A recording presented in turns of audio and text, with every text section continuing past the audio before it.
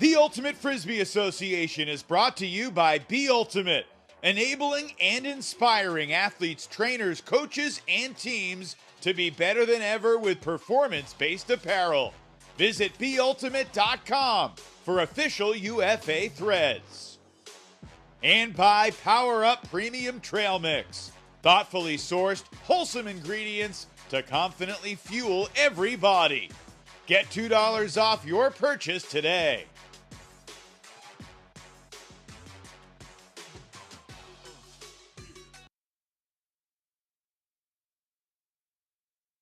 Every single game during a 12-game season can feel like a big game. We've been in the spotlight. We have the big game experience. We know what it takes in crunch time to get it done. We are really battle tested. This team knows how to win. We've proven that for the past 3 years. Obviously, they're still very talented. They've got a lot of good pieces, and I like the trajectory that we're on. Straight on three, 1, 2, 3. Jordan Kerr flipping it into the end zone. A crescendo there. The New York championship train just keeps on rolling.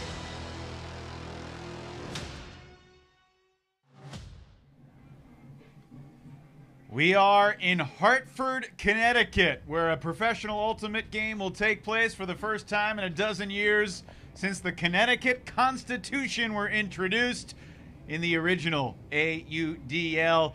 Power Up pregame show as our UFA Super Series here in Week 10 launches. It's the Salt Lake Shred, the first place team out west against the New York Empire, the two-time reigning UFA champions.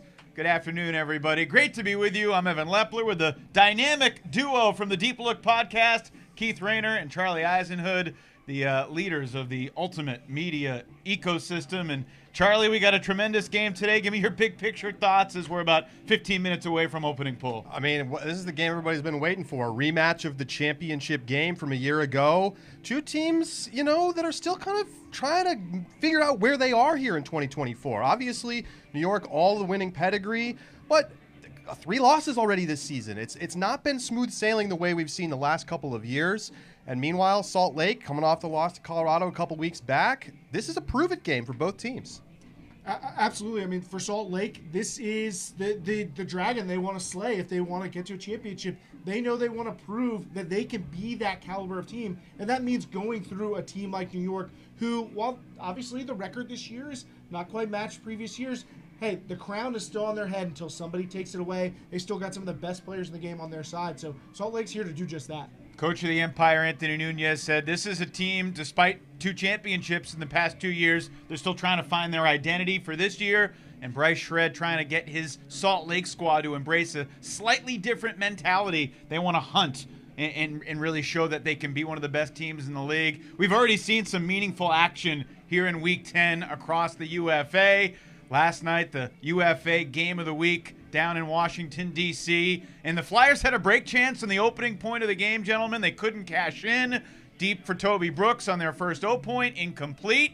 And it was all breeze the rest of the night. This was a one-sided affair in a pretty shocking fashion. I mean, everybody's anticipating this being one of the best games of the season. And, I mean, look at the scoreline here at the end of the third. This is a complete blowout, disaster class from Carolina. I really don't know what happened out there, Keith. It felt like they just were not the same team we've seen at any point this year. And meanwhile, DC is going to come away with a great win. You see a combination of Malks and Bonet combining for over 1,000 yards. Thomas Edmonds had a nice game. DC, I think they're a team that maybe feels a little bit written off by all the talk about Boston and New York. They went out and put a hurting on what has been, up to this point, one of the best teams in the league. And at this moment, DC is in first place in the East, not Boston or New York. And the loss drops Carolina out of first place in the South. In the Central Division last night, there was a classic battle as well. Minnesota had a 6-3 lead. Chicago came back.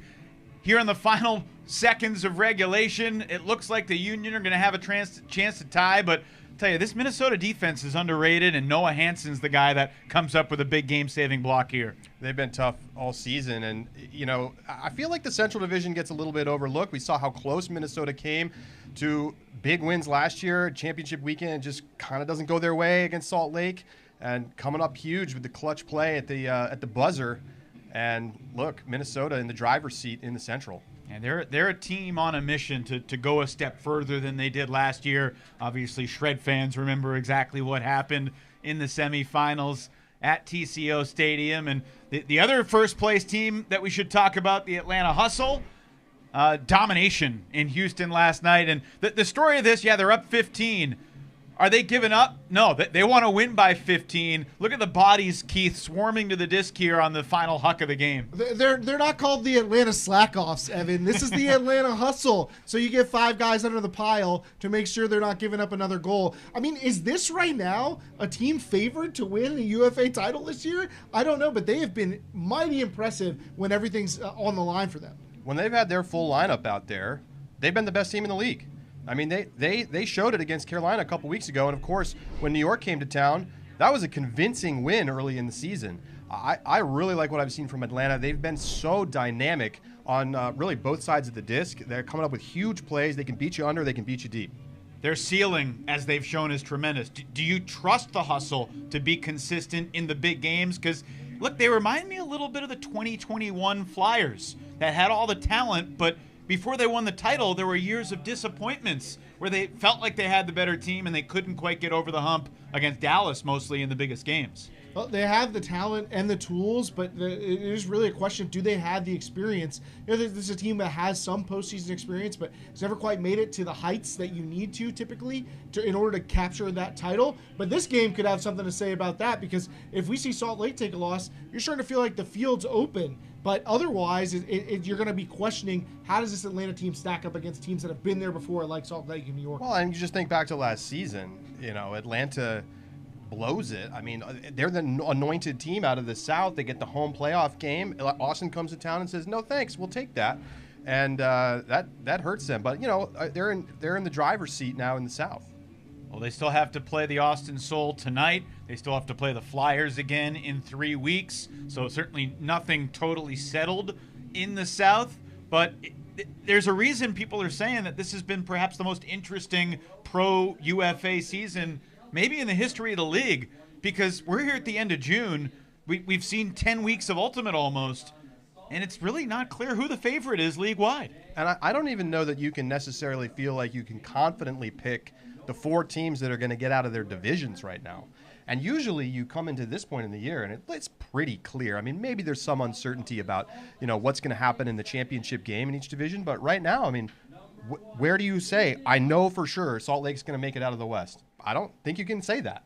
And that adds extra tension to all of these regular season games, because winning that home field advantage going into the postseason and winning that bye are so incredibly valuable. So when you look at the race in the East between Boston, D.C., and New York, I mean, all 3 of those teams know that there's a lot on the line. When you look out west to see, is it going to be Salt Lake? Is it going to be Seattle? Who's going to take that 3rd spot? Is it going to be Oakland? Like, there's so much to play for right now as we come down the home stretch of the season. Really intriguing game later this evening. The Colorado Summit at the Seattle Cascades, kind of a prove-it game for Seattle.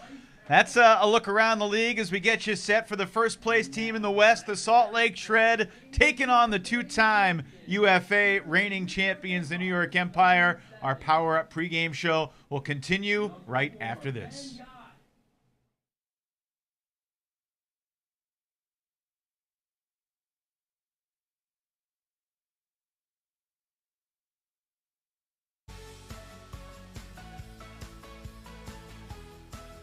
Hello, Premium Trail Mix. Power Up is a snack that is uncomplicated and uncompromising. Every ingredient is thoughtfully sourced and carefully crafted for a mix that elevates your snacking experience. There's no better way to power up your day.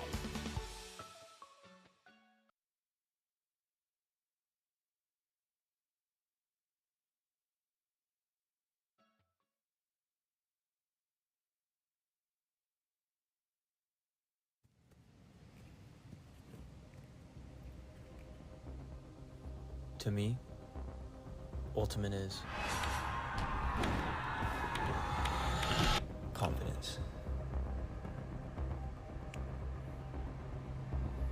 Confidence that my focus, my hard work will pay off. I push. So when I step out on that field, and look at the 7 across from me, I know that they aren't ready.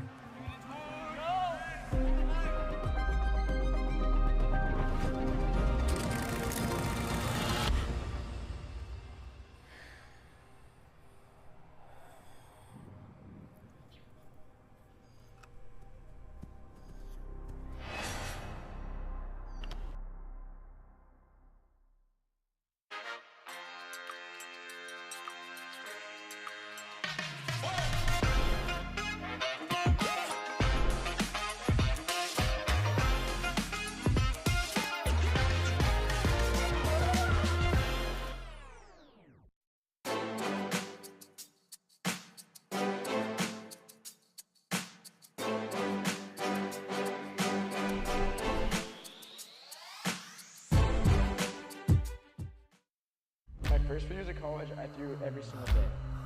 Of course you want to be a champion. Of course you want to be working towards winning titles. Be happy, but never satisfied.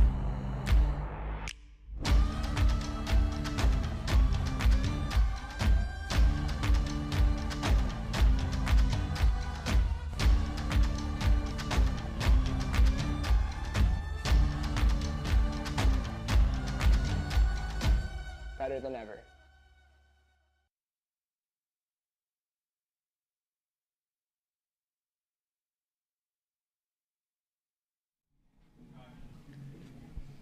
All right, we are getting set for the opening pull, the Salt Lake Shred and the New York Empire. Let's start with the Empire, gentlemen.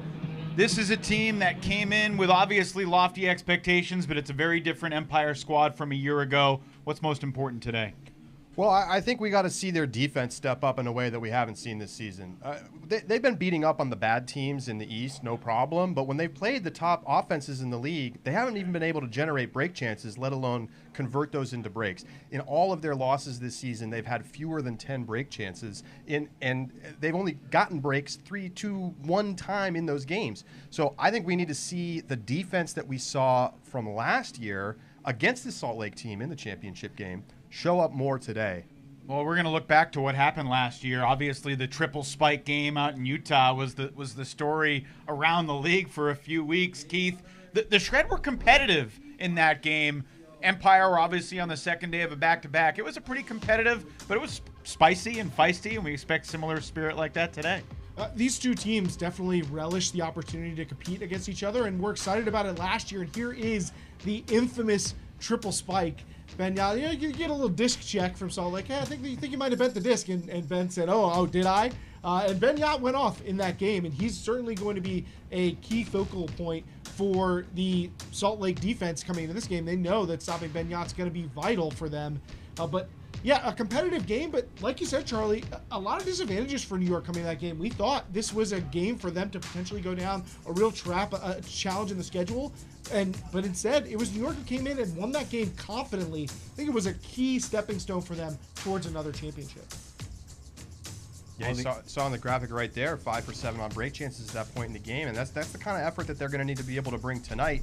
It's hard to get the disc away from this Salt Lake offense, but when they get those chances, they have to convert at a higher clip than we've seen earlier this season against the top teams. It's a very different Empire team that faced them at championship weekend, though. If you think about it, obviously no Ryan Osgar, no Jeff Babbitt, no Ben Katz. John Randolph is out today. He suffered a concussion last week. This is a banged-up New York squad against the Salt Lake team that's also trying to find its stride. Yes, they're 7-1, but when we talked to Bryce Merrill, he didn't sound like a coach of a team that was just grooving on the way to the playoffs. They feel like they can play a lot better than they've shown so far. Absolutely. Coach Merrill felt like that there was a lot more room for them to grow, and part of it was going to be about eliminating their own mistakes, but also being tough mentally. As we see these clips from last year's championship, they struggled with the mental side of that game. They came out slow, they made a lot of mistakes, and they were intimidated. I think that they need to win the mental game against a New York team that is very tough mentally. Well, Antoine Davis had his way with Jordan Kerr a season ago.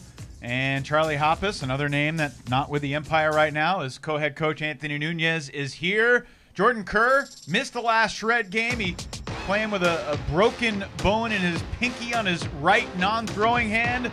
see how he fares today. We are getting set for the opening poll. It's now moments away. Shred Empire UFA Super Series coming right up.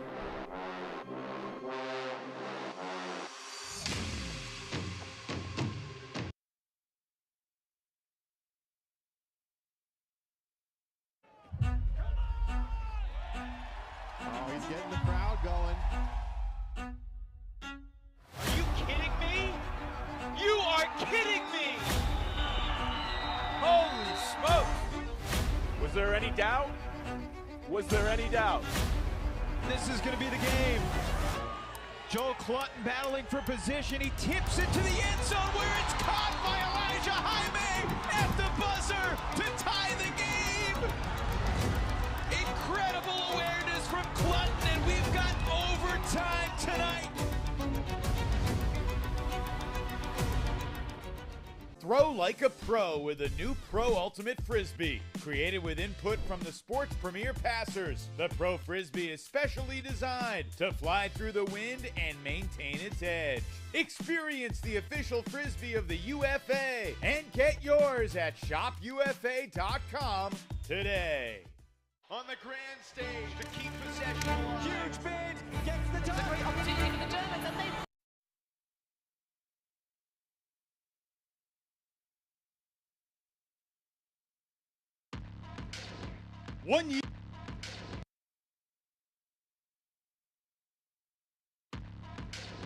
One year ago, the Salt Lake Shred were superior to every team they came up against, except for the New York Empire.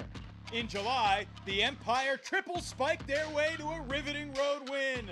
And 1 month later in the championship rematch, New York showed the Shred exactly what dominant defense looks like en route to the Empire's second consecutive title.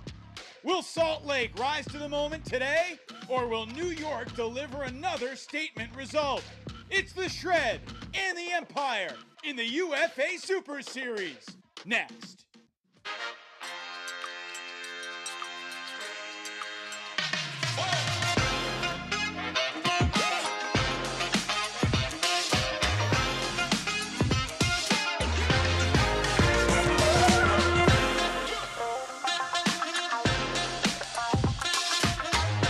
Just the second time in UFA history that we are seeing a championship rematch in the ensuing regular season.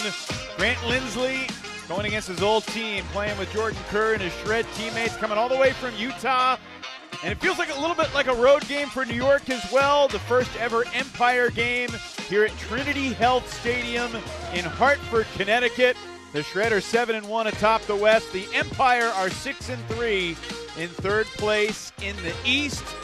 And this is a standalone afternoon battle between Salt Lake and New York, two teams with obvious championship aspirations. We welcome you into our broadcast booth with Keith Rayner and Charlie Eisenhood. I'm Evan Lepler. Thanks so much for being with us. Obviously, when the calendar came out with the schedule, this game, you circled it immediately. Two teams that have aspirations to be a champion, but maybe they're not showing their best championship form quite yet. What do you want to see today, Keith? Both of these teams are looking to establish their identities in a more firm manner than what we've seen. They know they've taken some blows during this regular season, but New York wants to become that more defensive team, and this Salt Lake team wants to prove that they are tough, that they can compete even against the championship caliber competition they're going to get from New York. So far, it's been a tougher schedule for New York. I mean, they've played some of the best teams in the league. They played Atlanta. They played DC. Yes, they've lost to those teams. But Salt Lake in the West, a little bit of a softer schedule just based on the divisional balance.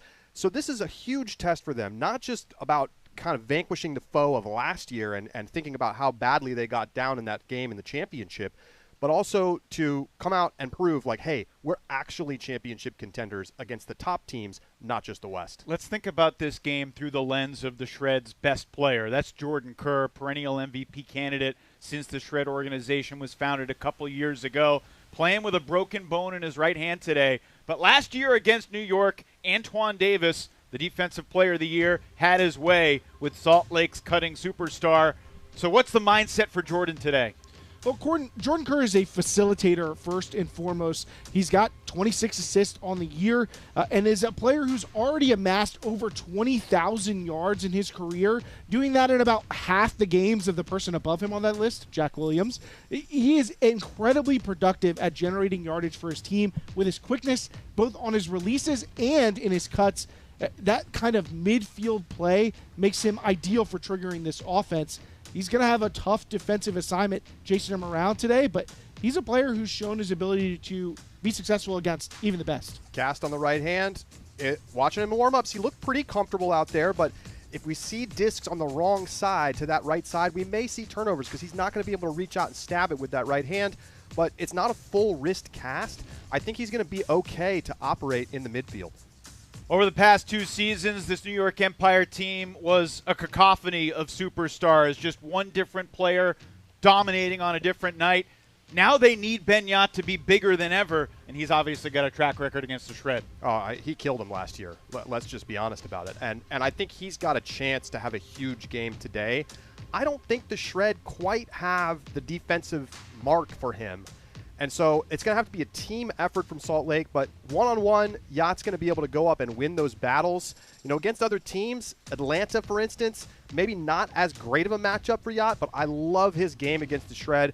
He could come down 5-10 goals today, and really it's going to come down to, can he show up with the defense as well? That's something Anthony Nunez told us this week. They wanted to see Ben play a little bit better defense after the turn. Opening pull just launched from the Shred, a roller to the sideline where Elliot Chartok will scoop it up. New York beginning this game on offense in their black jerseys. And the surprise showing up today was that John Randolph was scratched from the lineup. They shifted him onto offense, and he's been an important player, but they'll have to win without him today, or try to. Elliot Chartok, a steady center handler. Of course, they're also without Solomon Rushmeyer-Bailey, so that means more responsibility for Ethan Fortin. And a guy like Charles Weinberg, who dishes to Jeff Holm, who's coming off his best scoring game in his UFA career, and a pretty simple 42-second hold. Strong start for New York. That's exactly what you want to see if you're a New York fan. Nothing too complicated, not trying to do anything crazy, just working it up the field, getting the defense out there. That's exactly the storyline that they want to see for this game. Easy scores on O, make that Salt Lake offense work in a hostile environment here in Connecticut. Trady Health as we've seen a little bit of a breeze coming into the stadium, and it's something that players have to get used to during the course of warm-ups. And this Empire team is really warming up on the defensive end, trying to figure out, hey, how can we rediscover being that team that rolls out D1, D2, waves of defenders and wears you down over the game. They've struggled with that this year. This D-line is generating fewer blocks and fewer breaks than last year, and in a marked sense. Let's take a look at some of the matchups, and an immediate turnover as Marquez Brownlee intercepts the pass. The New York Empire could not have asked for a better start. It's got echoes of the 2023 championship game, doesn't it? These kinds of little mistakes from Salt Lake. We saw similar turnovers at the end of their Colorado game in the fourth quarter. Their only loss this season. That's just a poor job. Not recognizing the poach. Marquez Brownlee jumping the lane. And just way too easy. You got to shake that one off if you're Salt Lake. You can't give up another point like this one. Axel Agami Contreras recognizing immediately the turn, racing to the corner, and a quick 2-0 start, just like we saw with the DC Breeze last night in their interdivisional game. I mean, DC and New York are going to send a message about divisional strength this weekend. The good news for the Salt Lake O-line is they're probably pretty well rested. They didn't have to run very much at that point. 2-0 lead in less than a minute. And yeah, you think back to the championship game last year, it was just a disastrous first quarter, and Bryce Merrill still has nightmares about it, I think. They certainly expected to play better today. But Luke Jorgensen not accounting for the poach on the opening throw. A lot of pressure on the inside lanes already from New York. Salt Lake loves to hit that window. Grant Lindsley, a member of the New York Empire for their first championship in 2019. Now in his second year with the Shred, sending Kerr against Davis. And Antoine has block number 1 of the day. I don't really think you want to go for that matchup. A sharper throw might have worked out. Brownlee airmails the backhand. Tough read. Davis chased by Kerr, and Jordan gets one back for Salt Lake. Davis wants a foul, but not going to get a whistle. Davis, the MVP at last year's championship weekend, in part because he held Jordan Kerr to a season low 347 yards in that championship matchup. He also shut down Kyle Henke the day before in the Austin, New York semifinal. What a strange feel this first 2.5 minutes has had. Salt Lake needs to get one score to just shake off some of the early nerves. Well, that's a huge advantage that New York has in this game. They've played in many more big game spots than the Shred. Knoll and the Jorgensen brothers, Luke and McKay in the backfield. Jacob Miller, Jace Dunabile, Jordan Kerr, and Grant Lindsley downfield. Brett and Tan chasing Lindsley around.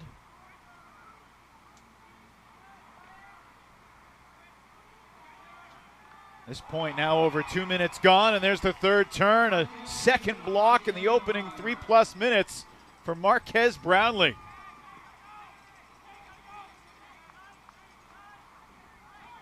Shankalati takes a timeout. And New York's going to get the O-line that scored in 42 seconds at the start back onto the field. Brownlee coming up with his second block, equaling his season total coming into this game in just this first D point for New York.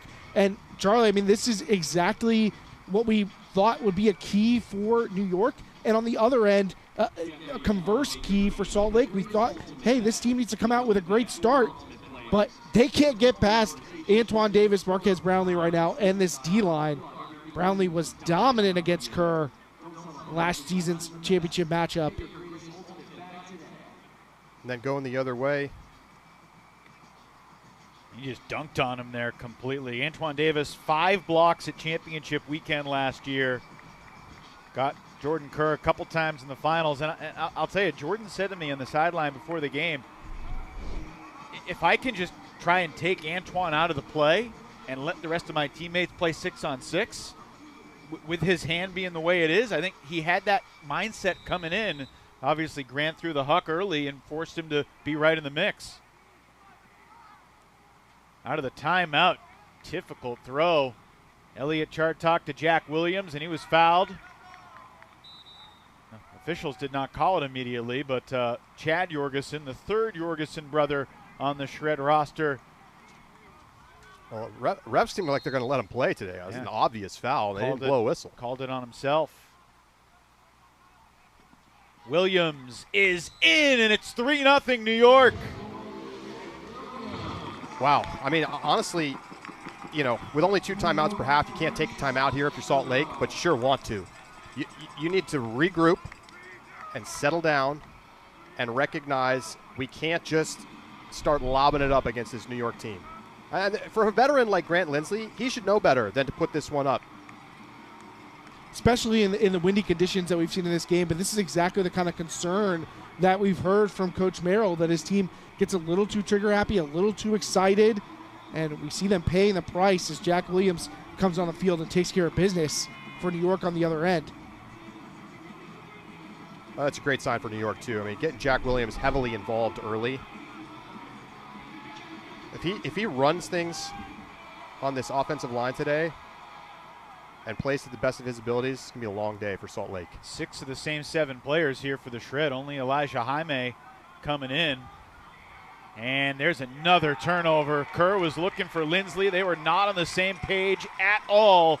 And it's easily blocked down by Bobby Elston, who picks up the block. We talked in the pregame about Salt Lake's mental toughness. Well, it's getting tested right here. They're going to have to show some resilience. I feel like if New York scores here, we're definitely getting the Bryce Merrill timeout. You might have to. What are you saving him for? Liam Haberfield in his first Empire Shred game, a member of the Atlanta Hustle a year ago. Has had a rocky at times season, but he's improved, gotten more comfortable as the year has progressed. Been very steady the last few weeks for New York. Obviously, the Empire coming off easily their biggest win of the year. They dominated Toronto. I think the bigger thing about the last 2 Empire wins, sub 10 turnovers in both games, they've started to look like the team we saw last year.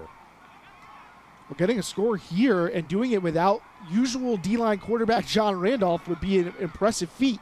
Elston, the D and the dime, a quick dish to Sam Jonas, who has his second UFA score, and New York leads 4-0. Salt Lake wishes they could hit the reset button right now. Am I in a time machine right now? Did I accidentally drop into a time portal on my way to Trinity Health Stadium? Because I am in the 4-0 hole that Salt Lake was in last year. It has repeated itself. I mean, just a miscommunication really there. Kerr thought Lindsley was going to come under. The cut didn't happen, so it's an easy turnover. And really the concern for me right now, where is the Salt Lake O-line defense?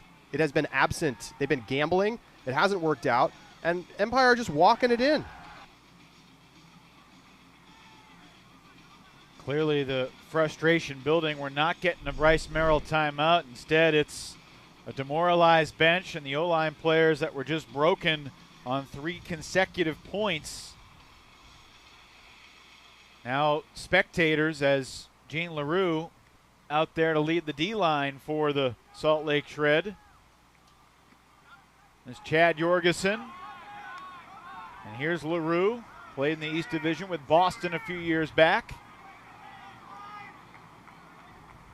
Nearly getting tangled up with that sideline Porterfield, Simon Dastrup, and now connecting with Jorgensen. It's a nice shot.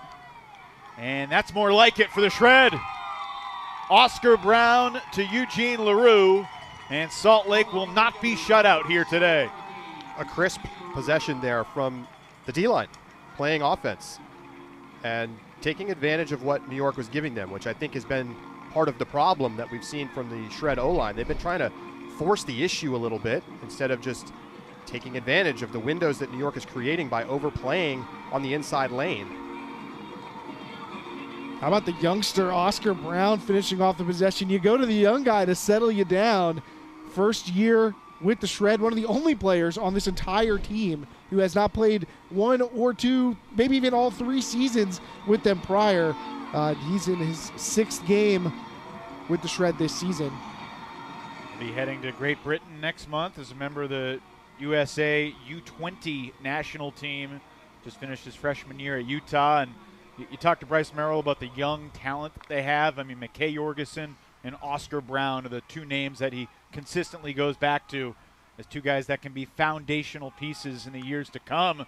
Tony Moonga, another young guy who's really coming on strong defensively, and he's coming on strong on Ethan Fortin as well, cost him 10 yards. Well, there's another young name that we haven't really talked much about yet, the missing Will Selfridge, hurt for this Utah team, and a college teammate with Oscar Brown and an incredibly effective young player, particularly for this Salt Lake offense, who they're going to have to play without today. Where's Utah going at college nationals next year, gentlemen? Yeah, they've already got quarterfinals written on them a little bit. A lot of potential. Ethan Fortin underneath to Oliver Chartok. Joe Merrill chasing Ben Yacht deep downfield.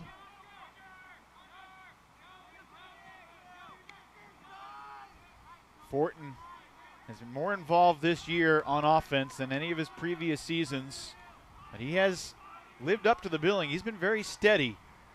The nugget on Ethan Fortin, he's the only member of the Empire that was active on the field in every single game of their 31-game winning streak.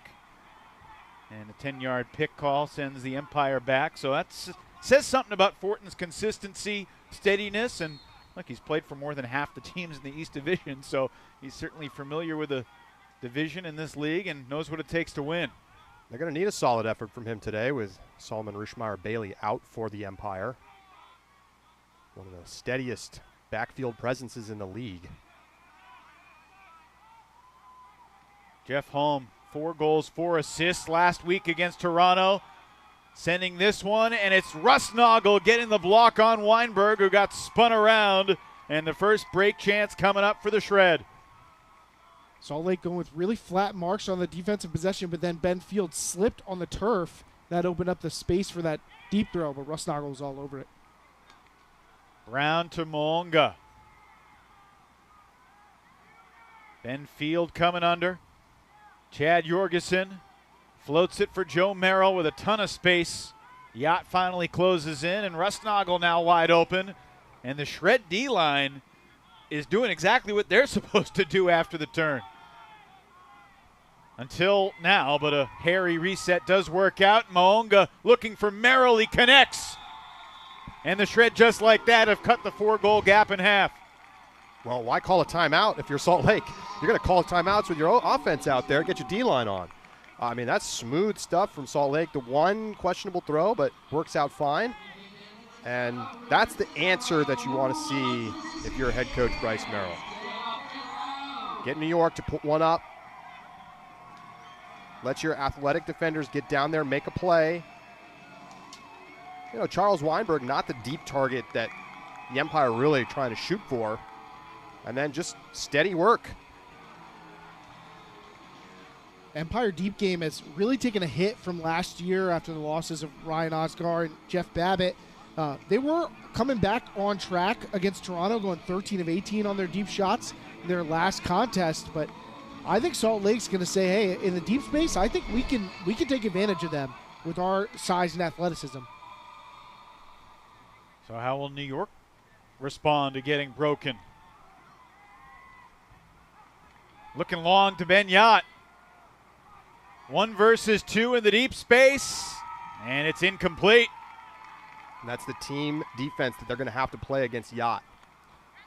McKay Jorgensen out there playing a deep point after the break. Working with Ashton. Ben Ashton swings it for Nathan Huff, who's looking for Gene LaRue with steps on Ethan Fortin, and he'll step it into the end zone. Just like that, the Shred within 1. Well, there's probably nobody more relieved right now than the Shred O-line, who comes on to celebrate their teammates, helping pick them up after falling in that 4-0 hole. Now they've crawled back out of it with some great O-line, D-line offense after the turn. You see the help defense coming off, putting 2 bodies on Yacht, making him have to go up and attack the disc. And Yacht looking for a foul. I think that's the 3rd, maybe 4th time that we've seen an Empire player turn to the refs and give them a, hey, where's my call look. The refs are setting a tone that this game is going to be physical. That's not a foul either. I mean, it's just one-on-one defense downfield, and Yacht missed it. Officials for this game, Mike Sinello, James Skolinski, Noah Polsky, and Sam Shapiro. Your trivia nugget on the officials. James Skolinski was one of the referees for the first ever UFA championship game, the AlleyCats and the Spinners in Detroit 12 years ago. You weren't there, were you, Charlie? I was not there. That was it. Was that the Superdome? The Pontiac Silverdome. Silverdome. The Silverdome. I was coaching with the Columbus Cranes back then. We took on those AlleyCats in that big Brody Smith game to open the league. What do you think of the professional game as a first-year coach in 2012, Keith? Things were a little bit chaotic back in those days, and certainly playing the Silverdome was weird. Speaking of a little bit chaotic, several different Empire receivers touched that before Oliver Chartok was fortunate to retain possession for New York. How much Columbus Cranes gear do you still have? Way too little. I have one T-shirt that's filled with holes now. If I could go back, it's great gear. Someone from the league, please, retro gear that. Maybe that's a project for B Ultimate in the offseason. Especially if the Empire play more games here in Connecticut. Maybe we'll see Ben Yacht in a Constitution throwback one day. Ben Yacht catches the goal. He's the 2nd all-time leading goal scorer in the league, behind Indy's Cameron Brock, who was playing in that first championship game, by the way. Interesting to watch. Both teams have had a lot of success when they haven't thrown hucks, and when they have, it's been turnovers. And so are we going to see one of these teams find a rhythm in the deep game, or is it going to just be a battle of these underneath contests? Because the Empire offensive line, when they've worked the unders, they've looked great.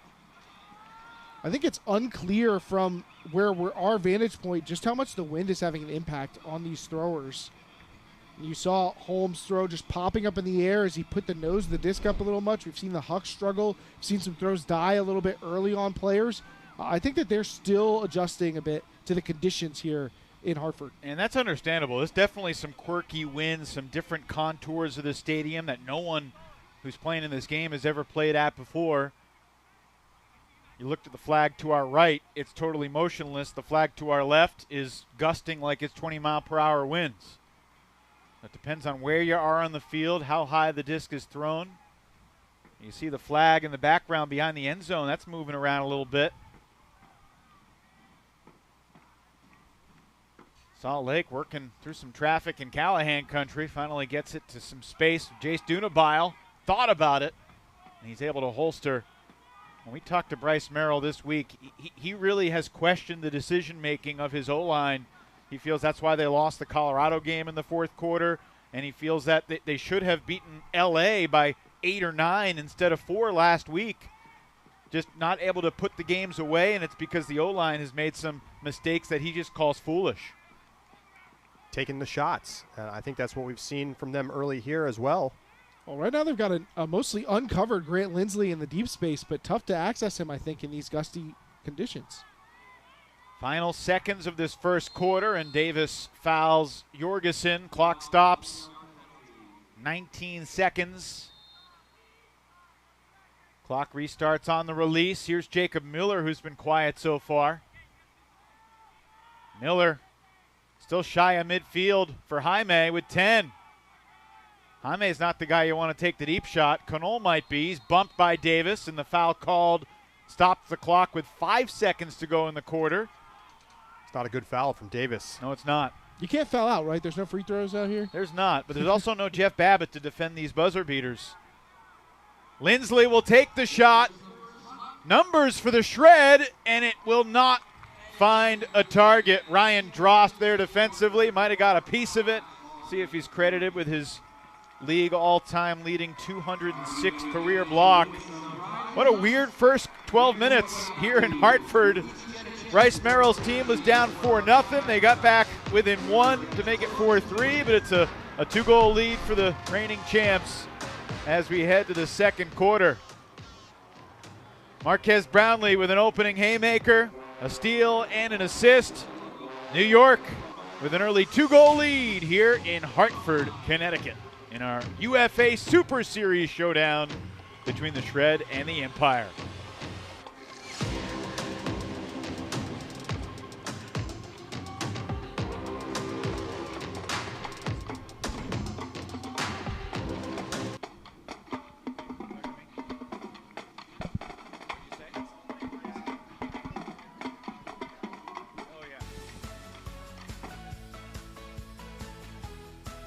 Hello, Premium Trail Mix.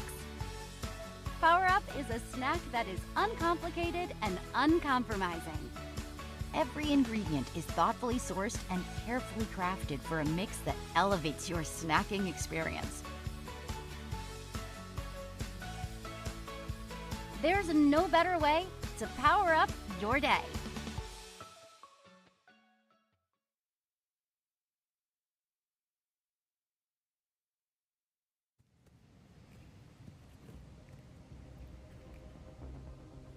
To me, ultimate is confidence. Confidence that my focus, my hard work will pay off. I push. So when I step out on that field and look at the 7 across from me, I know that they aren't ready.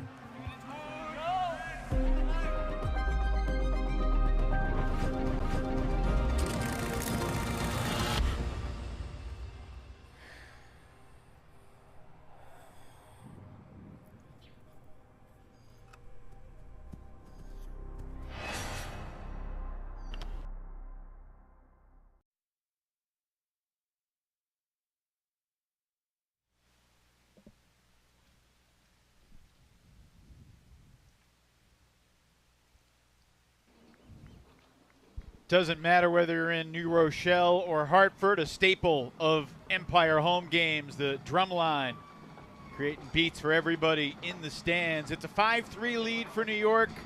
after 1 quarter of play, and a lot to digest from these first quarter stats. You could talk about Salt Lake's O-line struggling. You could talk about New York being 0 for 3 on Hucks. What stands out most to y'all? It's been a little bit of everything. I mean, we've seen both teams have a stretch of great play and a stretch of very poor play. And I think the game feels in the balance. New York's probably happy to have a 2-goal lead right now. 3 straight breaks for New York at the start, and 2 breaks in response for the Shred.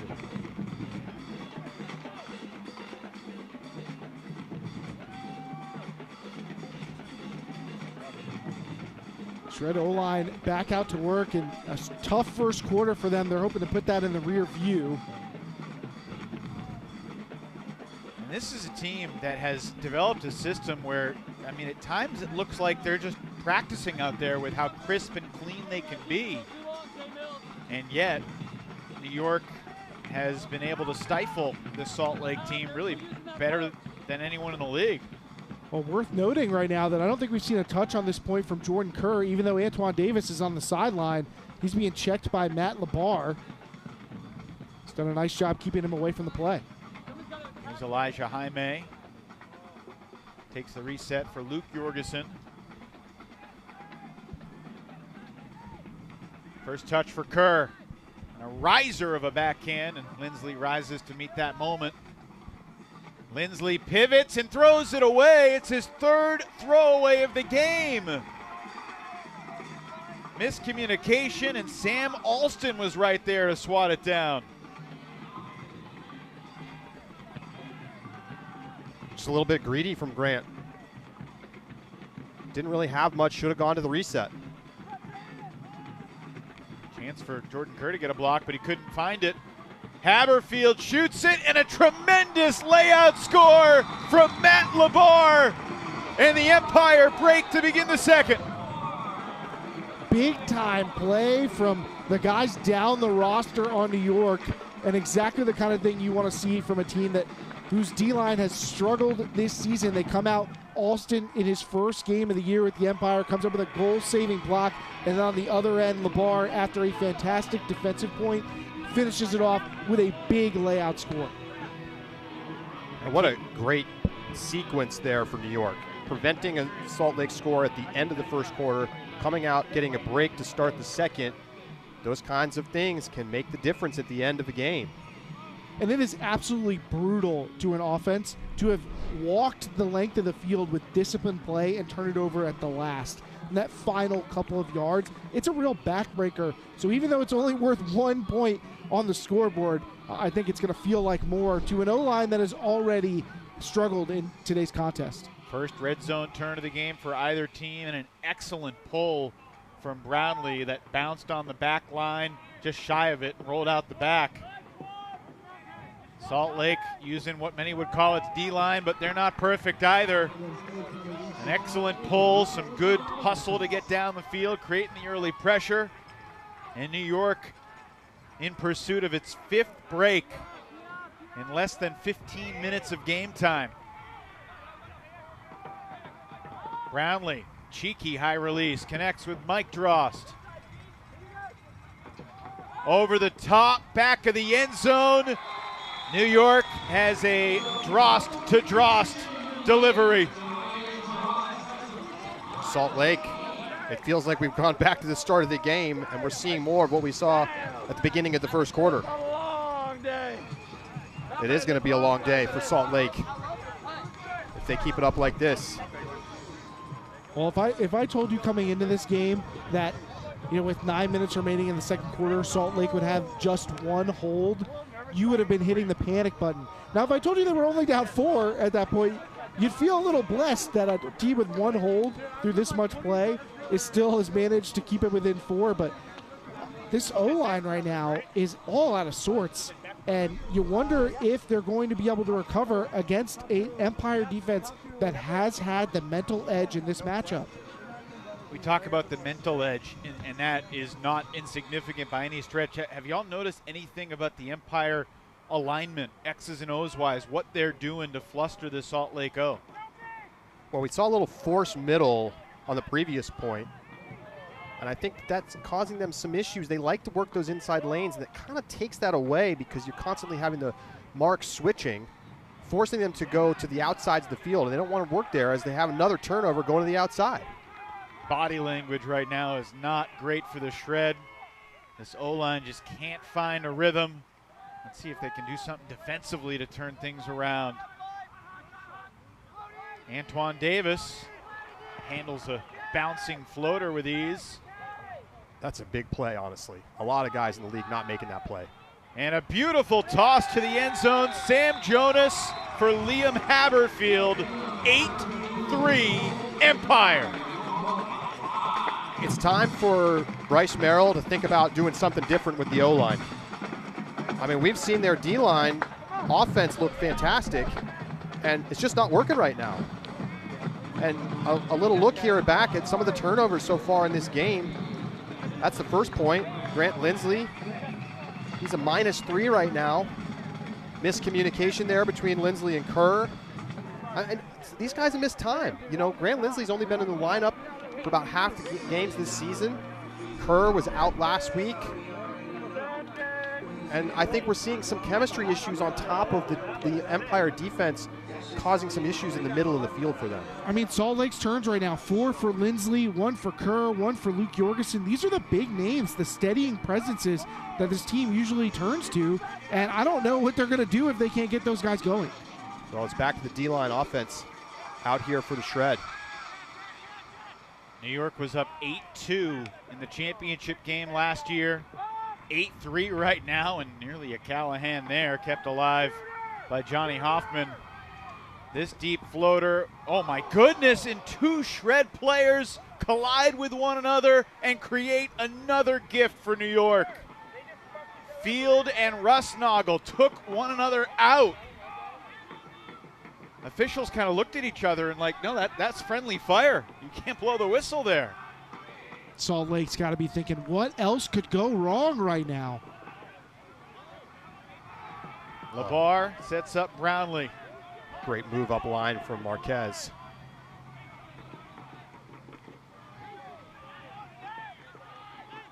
Alati fouled by Brown.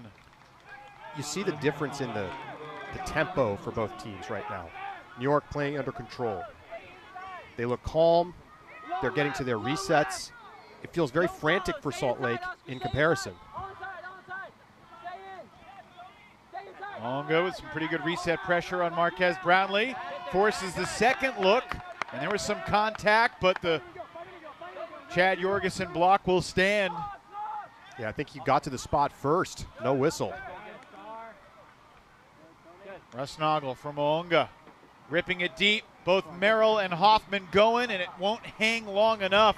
Throws in this direction have been iffy at best for the Shred. In any direction, quite frankly. This is a Salt Lake team that prides itself on their ability to maintain possession and score with authority. They've got 9 turnovers compared to 3 goals. And New York looking for its 4th consecutive break to begin the quarter, and that's a foul to maintain possession for the Empire on the disc that found the turf. And not sure if there needs to be an adjustment from the Shred on the marking, but that's the 3rd or 4th time we've seen them get a foul on the mark on what felt like a potential block. Monga calls a foul on himself, but we're going to play the continuation because Alati made the catch. And look, New York is making a bunch of the difficult plays, and Salt Lake's making none of them. And it's a really bizarre juxtaposition as you see the foul, and that did hit the ground, but they rule it up and it doesn't really matter. Timeout, New York.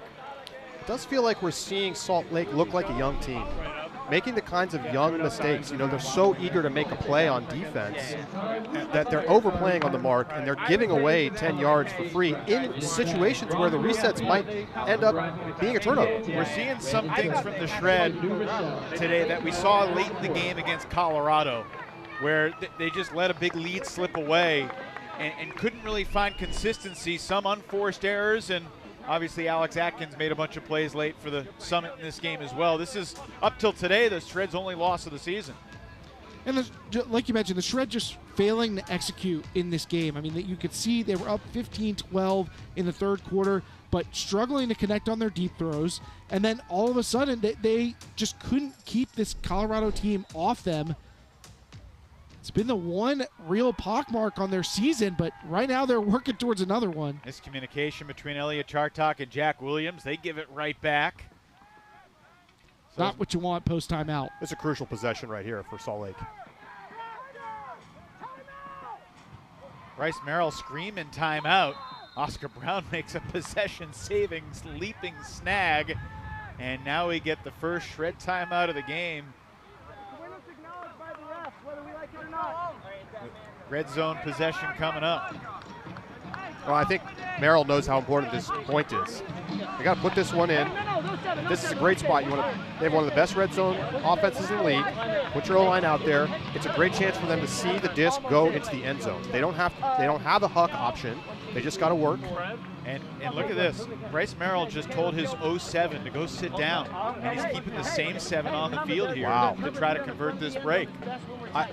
I'm sort of surprised, given that I think it's an opportunity for the O-line to work, but I understand why he's doing it. They've played much better ultimate so far. And surprising because he utilized a timeout for this situation. He wanted to stop play. Often you're going to use that to make substitutions. So he took his team that was in motion with the defense not set about 8 yards out and decided to stop play anyway. He thinks at this point, this possession is that valuable. This is a strategy that we've seen a couple times this year from head coach Tuba Benson-Jaja, the Atlanta Hustle. They trust their D-line so much, and they like their matchup, their D-line against the other team's D-line, which you don't see very often.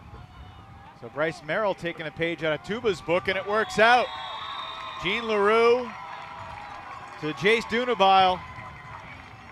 And Dunabile's cut a lot of goals for the O-line, but a different looking line there. The Shred on the brink of being down 6, get it back to within 4.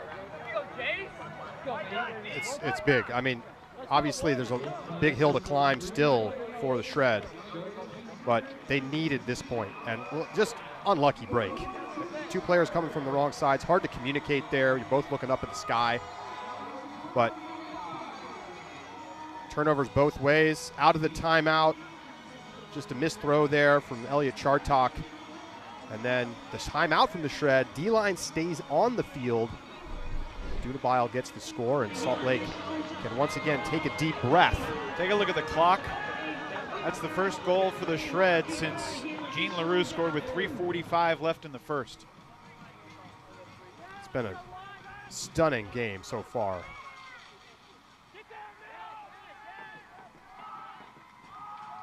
New York's O-line has not been spectacular either.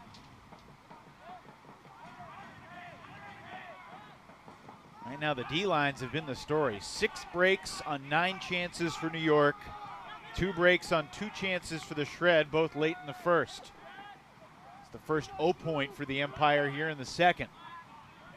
This Empire offense gets to operate under a lot less pressure with their comfortable lead. Ben Yat, who was such a key figure in so many different ways, physically, emotionally, spiritually in the rivalry last year, feels like he's barely played in this game. He has not really been a factor. He didn't catch the 1 goal from Jack. Chad Jorgensen with his second block of the half. Discipline on the mark.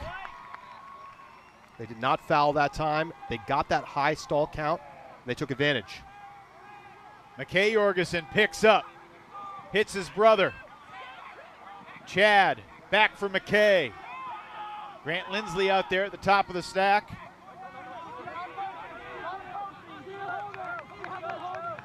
Merrill, they could use a swing. A lot of space on the far side of the field. Merrill sees it.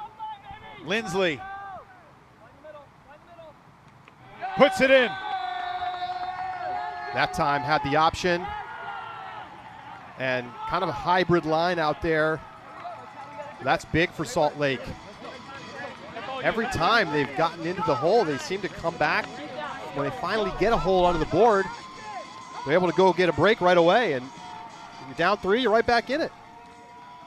And I think one of the positives to take away from that point is that Salt Lake was getting a big team effort there. They get the essentially a near stall, the sack, if you will, on defense, and then the offense works it in together. You get Joe Merrill setting up the cross field with his legs. You get McKay Jorgensen picking up initiating play, and you get Grant Lindsley and Simon Dastrup connecting for the final score. Really a team effort for that group, and that's going to inspire some confidence and maybe reinvigorate a Salt Lake team that's been in the throes of it. I think Lindsley needed to see that one go into the end zone. He had 4 turnovers so far in this one, including the buzzer beater at the end of the first. Well, 13 points have been scored in this game. Only 4 have been offensive holds. 9 breaks, 6 for New York, 3 for Salt Lake, a juggle and a nervy catch there from Yacht. And only 1 of the Salt Lake scores has been by their O-line getting a hold. Oliver Chartok sending it deep. His brother Elliot is there. We saw Mike Drost to Ryan Drost, and now it's Oliver Chartok to Elliot Chartok. A brotherly feel here in Hartford, Connecticut. The wind is starting to get figured out. Both defenses know that going the other direction, hucks are very difficult. That's why we've seen a lot of pressure from both teams when teams are going left to right. But with the downwind, able to go, just get it up in the air a little bit. You know it's going to start to fall sooner than you expect. On a platter for Elliot Chartok. Clean holds have been hard to come by in this game, but we've seen a couple from New York, and these are the kinds of easy in-rhythm buckets that this team benefits from a great deal because it lets them turn to their defense and allow them to apply pressure to an O-line that, as we mentioned, has been against the ropes. Luke Jorgensen, Jacob Miller, Grant Lindsley back to receive the pull. Sean Connell, Simon Dastrup getting an 0 point with Jordan Kerr and Elijah Jaime downfield. Davis is on Kerr. I mean, even fielding that pull, they looked like they weren't even on the same page, as they had 2 players going back to take the centering pass after the pull was caught.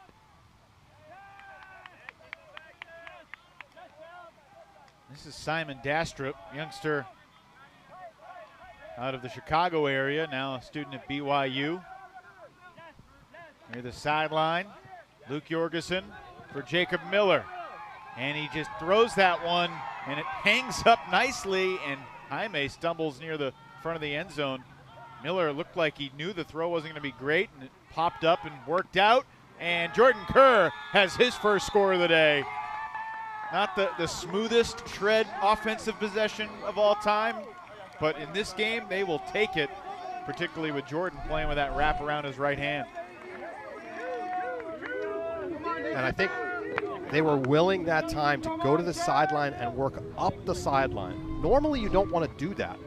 But the Empire are sagging the lanes all the time. They're trying to funnel the disc back into defenders and force resets from the shred. And we saw at the beginning of that possession, it was very slow.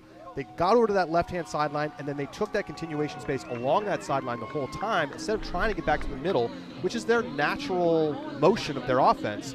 But you have to see what the defense is doing, and they're taking advantage of that. And Miller just barely getting in that connection, though. I mean, that could have been a turnover. We could have been singing the same song that we have this game. That O-line still has got to find that confidence. That throw from Miller, he clearly didn't release it the way he wanted to. He thought that Brownlee fouled him, but with the way these officials have kind of let him play, I'm not sure we would have gotten a whistle. Worked out for Salt Lake. Perhaps the first time in this game something's worked out for him. Jack Williams just threw his 3,000th career completion in the Ultimate Frisbee Association. Oliver Chartok catches it in stride from Jeff Holm. Throwing it from the backfield, going into the end zone, a little bit of everything from Oliver Chartok. Jack Williams, 3,000 career completions. It's quite the milestone. And we're not even in the playoffs yet for playoff Jack. We didn't even really talk about this in the open, but this is an important game for New York as they try to battle for a chance to play a home playoff game. It means a lot more to New York from that perspective than it does to the Shred. Jack, the 11th in UFA history with 3,000 completions. Jack still about 2,100 completions away from Pavlianis, who is over 5,000. No one else in the league is over 3,800. He's going to have a record that stands for a while, Evan. Today, the 94th game of Jack Williams' UFA career, which of course started with the Flyers. Jordan Kerr rips a deep flick. That's what you expect from Jordan Kerr. Hits Simon Dastrup in rhythm. Salt Lake's starting to look a little bit more like themselves, and largely because of Jordan Kerr settling in. Yeah, that's getting used to the wind, starting to feel comfortable throwing in that direction, getting the right elevation on the disc. And been a slow start, but Kerr is still so dangerous with the disc in his hands. Yeah, I think that's his 6th touch of the game, and perhaps that's contributing to why this O-line is struggling, as they are not able to funnel the offensive action through their star. And finally, once they are able to open up stretch the field, attack that vertical axis effectively, and that lefty throw just curving right in around the mark, drops in for an easy catch for Dastrup. Cleanest tuck of the day for either team. 27th assist of the season for Kerr.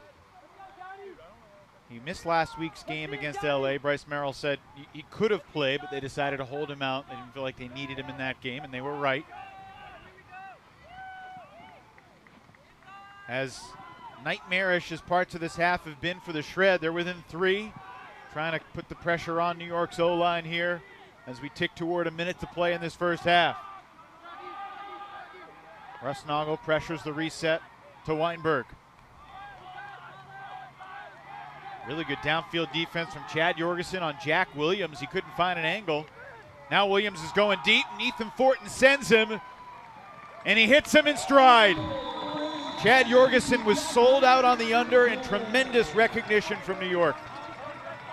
Perfect shot from Fortin, and just taking advantage of the mistake there.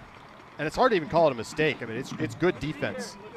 And he gets that step deep. That's all Fortin needs to see. And the calibration on the hucks for both teams has really improved here in the second quarter. Jorgensen has been fronting Williams a lot over the course of this game. I think kind of daring these Empire throwers to measure their throws well on the wind and to push Williams out away from the play. It's just going to take him a long time to come back in after a deep cut if he gets looked off. But they're just able to hit him in stride. And Jack is obviously a very strong thrower, but you can't forget about the athleticism that really allowed him to initially make his mark in the Ultimate community way back when with UNC Wilmington. Yeah, he never played Ultimate before college at UNCW, and he gets a block in the backfield here, showing off his all-field game. Final minute of the half, Brownlee with a riser, but no defender there to put pressure on Drost. Now 2 defenders close in. And that reset ripped down by Brownlee, whose cross-field hammer will work. Mike Drost brings it in. Wow. That's just individual excellence from Marquez Brownlee to bail out a possession at stall 6.5, climbing the ladder. Unbelievable play. And right now, how smart do you feel as a coach when you pick this point and this matchup for Jack Williams to go on the field, and boom, he instantly generates a block, makes you look like a genius, and then Brownlee showing off some genius of his own. Well, you see a lot of the experience from New York on display there. I mean, Ryan Drost double-teamed, rising stall count, as you said, gives Marquez a chance. You know, if Ryan Drost is in his 30th UFA game, he may not make that throw, but this is his 132nd game in the league, all with New York. Salt Lake's O-line conversion percentage right now at just a paltry 27%. Yikes. 4 of 15. They just cannot get a consistent rhythm going. It looks like we had an unsportsmanlike call at the end of the play, because Salt Lake standing on the back of its end zone here. Grant Lindsley called for the unsportsmanlike. Did you see what he did? I did not. I just got the word from the officials. You don't hear of a lot of monks getting unsportsmanlike penalties. That's why he's mediocre. might need a few more weeks in the cave, Grant. My goodness. What a strange half of Ultimate this has been between two of the teams that we certainly think of as championship contenders. 7 breaks in the half for the New York D-line. We talked earlier about how they were struggling to huck. Well, they've hit 4 hucks in a row after going 0 for 3 in the first. Salt Lake creates some positive vibes heading into the locker room at halftime here at Trinity Health Stadium in Hartford. Or will New York threaten again? Luke Jorgensen rips this one deep. Dunabile and Lindsley there for the shred. It hangs up there, and well, Ben Yacht was ready to intercept it, but Breton Tan takes it away. Still 2 seconds and a reset mistake, and that'll end the first half. Wow. Doesn't feel like either team showed their best form in that 24-minute segment, but certainly New York dominating the skies, putting on the pressure, and flummoxing the shred early to take a 5-goal lead into the break. We talked about it right at the beginning of the game. New York needed to come out and reestablish a defensive identity. That's what they've done. They go 7 for 10 on breaks in the first half. Lowest scoring half of the season for the Shred to score just 7. And they trail by 5 at halftime here in the UFA Super Series.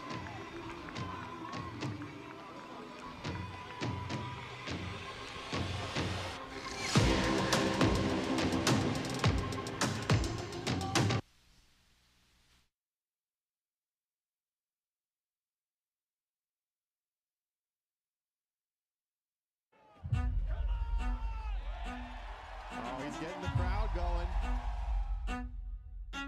Are you kidding me? You are kidding me! Holy smokes! Was there any doubt? Was there any doubt? This is going to be the game. Joel Clutton battling for position. He tips it to the end zone where it's caught by Elijah Jaime at the buzzer to tie the game. Incredible awareness from Clutton, and we've got overtime tonight. Throw like a pro with a new Pro Ultimate Frisbee. Created with input from the sport's premier passers, the Pro Frisbee is specially designed to fly through the wind and maintain its edge. Experience the official Frisbee of the UFA and get yours at shopufa.com today. On the grand stage to keep possession alive. Huge bid, gets the touch. Great opportunity for the Germans, and they break with ease. Throw it the full 80 yards to the field? Are you kidding me? And an incredible catch. You are kidding me. Oh my God! One of the plays of the year.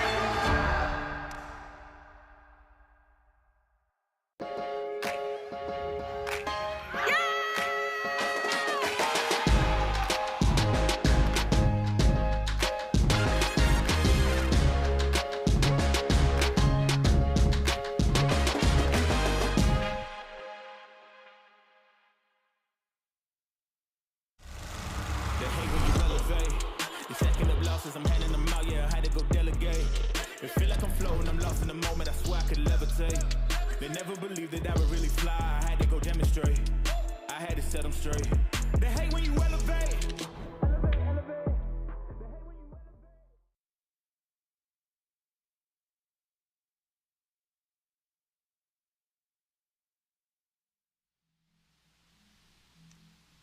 Halftime here at Trinity Health Stadium in Hartford, Connecticut, where the New York Empire are feeling pretty good about their new quasi-home stadium. A 12-7 lead over the Shred as we welcome you back to our broadcast booth with the Ulti-World dynamic duo, Keith Rayner and Charlie Eisenhood, Evan Lepler with you.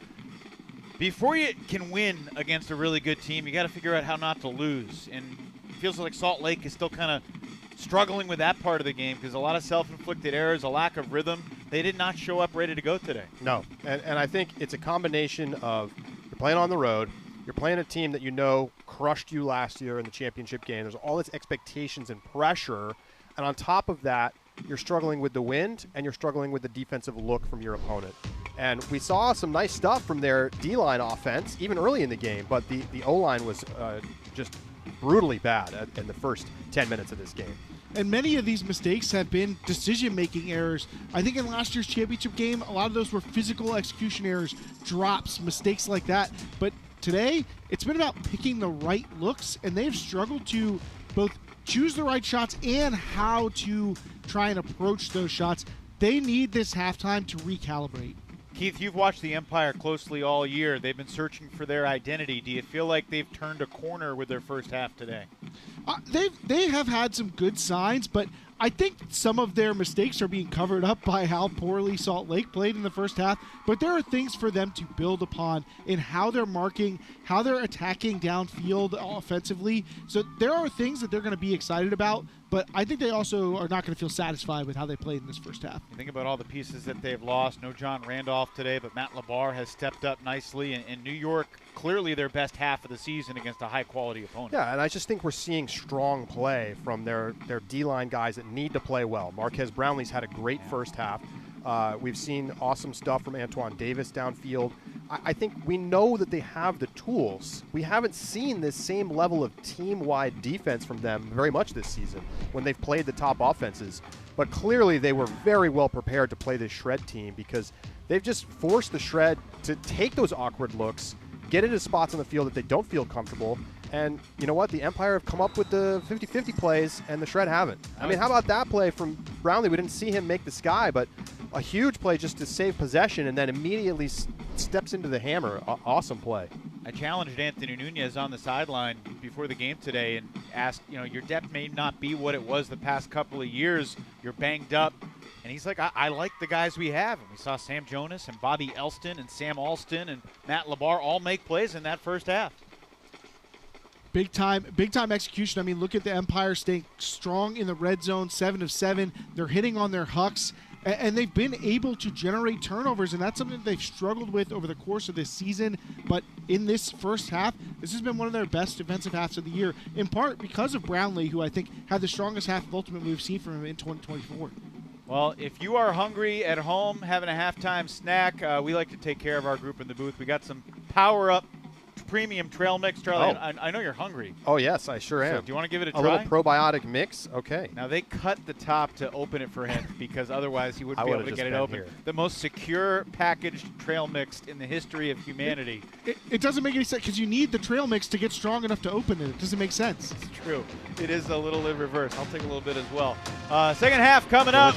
Can the Shred come back or will the Empire keep rolling? 12-7 lead for the two-time reigning UFA champions.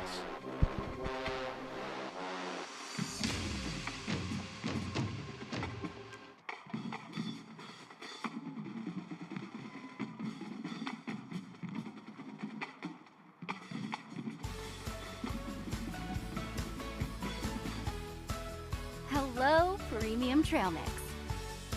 Power Up is a snack that is uncomplicated and uncompromising. Every ingredient is thoughtfully sourced and carefully crafted for a mix that elevates your snacking experience. There's no better way to power up your day.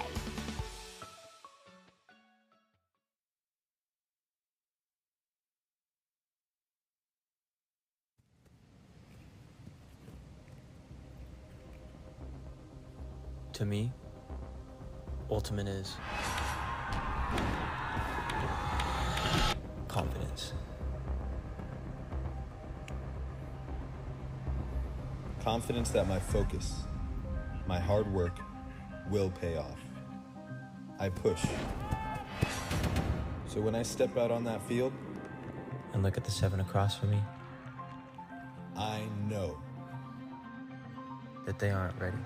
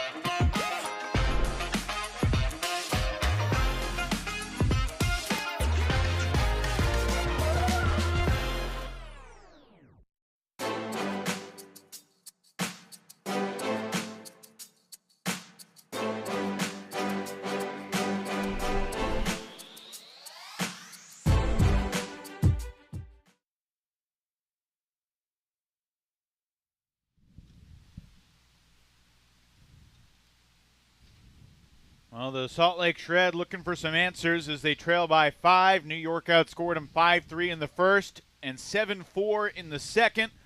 And if the season ended right now, this is what the postseason bracket would look like. We reseed when it gets to championship weekend. Big win for the Minnesota Wind Chill last night against the Chicago Union. They seem firmly entrenched in the top spot in the Central. Be surprising to see Salt Lake drop out of the top spot in the West, but with their performance today, you never know. The East feels very up in the air. DC still plays New York final weekend of the season. Yeah, and if New York wins out and is able to outscore DC in that last game by at least 3 goals, they will at least get a home playoff game. And, of course, Boston really feels like they're in the driver's seat right now as long as they take care of business against some of the weaker teams in the East on their schedule. Let's go. Empire on 2, 1, 2. Empire! I was up for a stroll this past week thinking about how the seeding might look at championship weekend. You know, around this time of year, you start to think, which team's going to go 11-1? Who might crash the party and be the 4 seed? What could the semifinal match? It's too hard right now, especially with all the big games we've got coming up. You know, tonight, Atlanta could potentially take a loss in Austin. We got Minnesota playing against New York in 2 weeks. After that, Carolina plays Atlanta, New York, D.C. There are a lot of losses for some of the best teams in the league we're going to see down the stretch. And does this game make you start to circle that Seattle-Salt Lake game? Maybe it's not as much of a layup as people might have thought, the way Salt Lake's playing. I mean, right now it feels like the winner of this game might be your Atlantas, your DCs, your Bostons, because the reigning champs, they don't look invincible by any means, and the team that many people pegged as the favorite to take them down this year in Salt Lake certainly look like they're rocky right now. So the other title contenders have to feel like, this is there for the taking. What do y'all expect to see tonight in Seattle with the Summit and the Cascades? A lot of Zeppelin Ronig. I think it's a great test for Seattle. And, you know, Colorado's got a very difficult path to the postseason at this point, but they also have nothing to lose. So if Seattle comes out and wins that game convincingly, I'm going to start to look a little closer at that Cascades team as a possible qualifier out of the West, especially the way things are going here. Second half underway. Opening possession of the game was a 42-second clean hold for the Empire O. That looked pretty similar to what we've seen now through the first 7 or 8 throws to get to the midway point of the field. Elliot Chartok hits his brother Oliver, who sends it up the line and into the end zone. Matt Labar slotting in masterfully on this New York O-line, 13-7. Just one-on-one cuts in open space, and New York's winning them all. And Matt Labar kind of roasting Grant Lindsley on that last cut. Makes it an easy play. You want to talk about easy? That was just way too easy of an offensive possession for New York. Salt Lake not able to really apply any pressure at any point on that defensive point. They continue to kind of front them near the end zone and in the midfield space and are putting the challenge, the onus on these New York throwers. Can you hit this away shot with us trying to close the window? Because the downfield defense is not doing much to contest this look. I mean, clearly the plan is to take away that under, and you're leaving that as an option, and New York's been hitting it. Think about this for Salt Lake. The most turnovers they've had in a game this season is 17. They had 12 turnovers in the first half. Looking for Jacob Miller.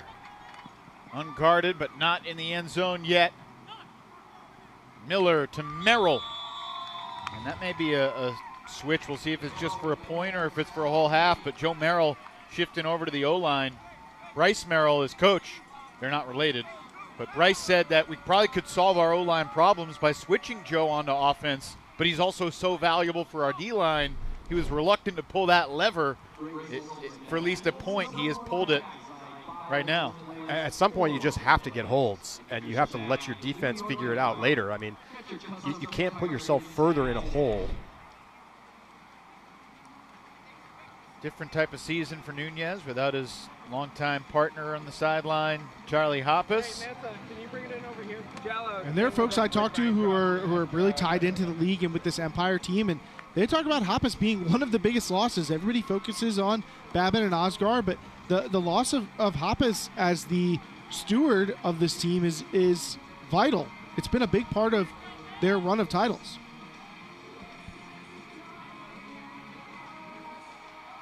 Salt Lake defensively only created 3 blocks in the first half. The fewest blocks that the Shred have ever had in a game was 5. That was against Colorado in a playoff game a couple years ago. Ben Yacht in the end zone, rips it down despite the footsteps closing in from Dastrup.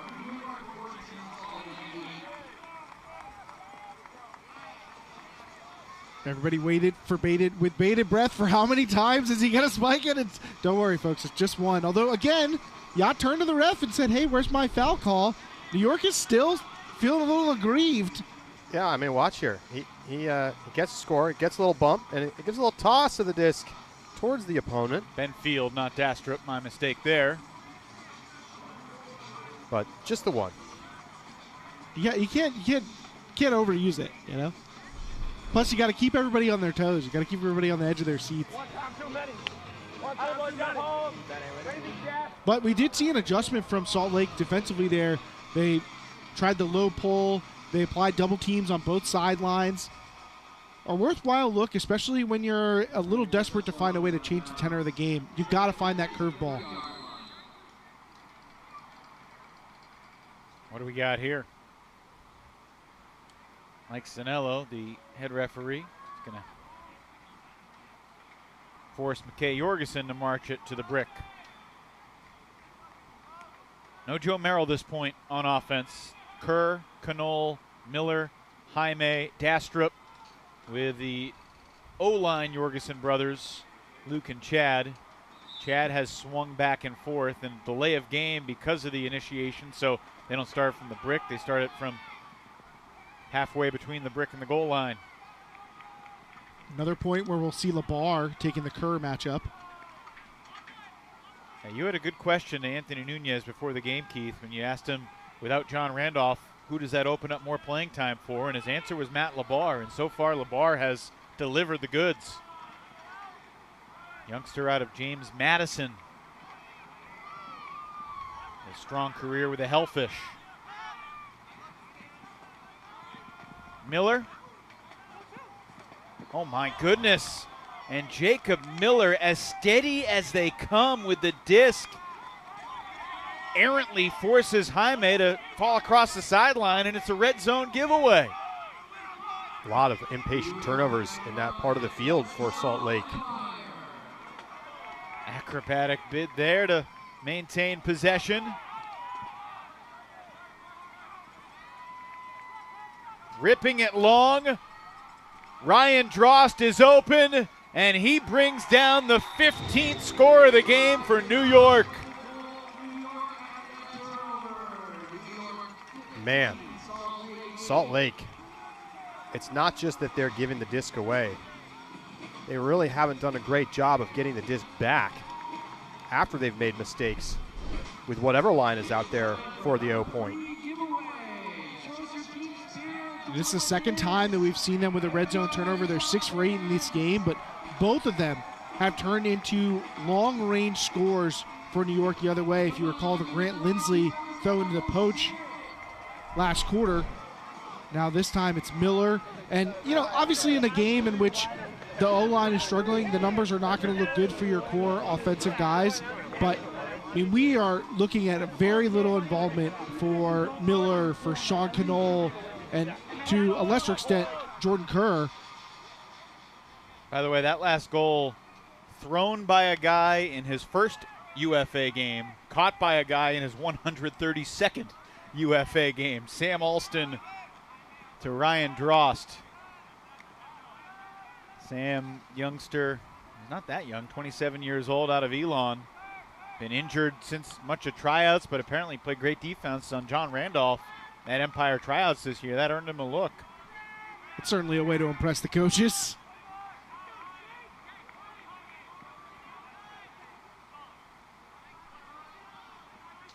It's hard to say whether it's, you know, Jordan Kerr perhaps not being himself because of the broken hand that has kind of just gotten this Shred offense out of its rhythm. but they really haven't been in a rhythm throughout the game. Even this shot here, tentative half-carded cut from Jaime, easily intercepted, and then launched downfield for Ryan Drost, and he rips it down.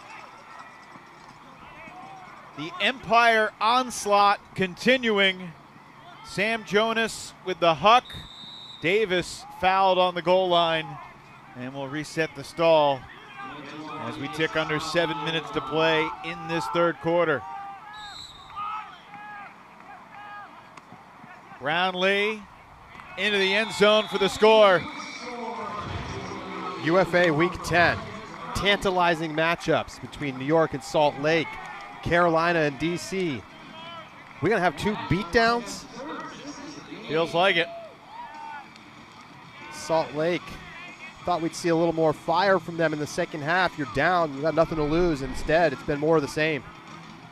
Another decision-making mistake, just not recognizing the poach, which has been very successful, those backside poaches for New York. Another interception for Sam Jonas, who's really quietly playing a very strong game for the New York defense. The Empire strike hard and strike fast the other way again, and they have now doubled up Salt Lake. New York, a perfect 8 for 8 in the red zone. And if you're Salt Lake right now, it's about gaining some confidence. You know, obviously, this is a team that, regardless of today, is probably still the favorite in the West. But if they can't put some good possessions together, how are they going to have confidence going into championship weekend?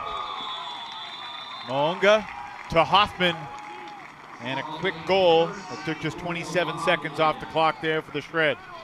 But it was a bit of a huck and hope. I mean, they're just lobbing it up there into coverage and hoping they come down with it. That'll work this time, but that's not sustainable offense. Maybe it's an elevation issue, I don't know, but they have struggled on these deep throws to find ones that are out in front and can hit receivers in stride. They've asked players to make plays in the air, and Monga's able to come up with it and finished off by Hoffman, getting horizontal to make the play, and they need people to step up and make plays right now. The other thing that's worth mentioning is that Salt Lake knows if they do make it back to championship weekend, they'll be playing in front of their home fans. Zions Bank Stadium, the site of 2024 championship weekend this August. It hasn't always been a boon in the postseason. We've seen a lot of teams have that opportunity and fail to get to that game. So work to do still for Salt Lake. Yeah, and they lost to Colorado at Zions Bank and got hammered by New York last time New York visited. They defended their home roost against DC in the opener, but those friendly confines haven't exactly helped them get above the league's top competition. Well, there were folks in DC that thought they had the second best team in the league last year, and with the performances that we're seeing this weekend, you know, New York and DC making strong cases again to rise up. And don't forget, New York's doing this without John Randolph and Saul Rochmeyer-Bailey, 2 of their, top 8 guys?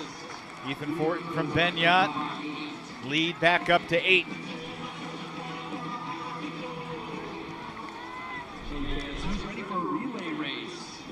I keep coming back to the difference in rhythm of the 2 teams.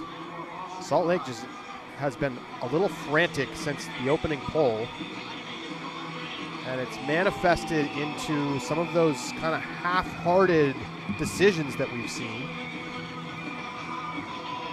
And I think it's gotten worse for Salt Lake over the course of the game as far as after they started making mistakes, it felt like they've compounded since then as they're looking for ways to get out of this rut. And instead, they're kind of playing into the hands of a New York defense that's preying on those moments of indecisiveness or disconnected attack. Jaime coming under. McKay Jorgensen thwarted in the backfield. It was a throw that was slightly off the mark, and Axel Agami Contreras did not miss. That's supposed to be his superpower. When he joins a team, it's supposed to be his ability to shut down resets that makes him a valuable member. No question about it. Another score from Matt Labar.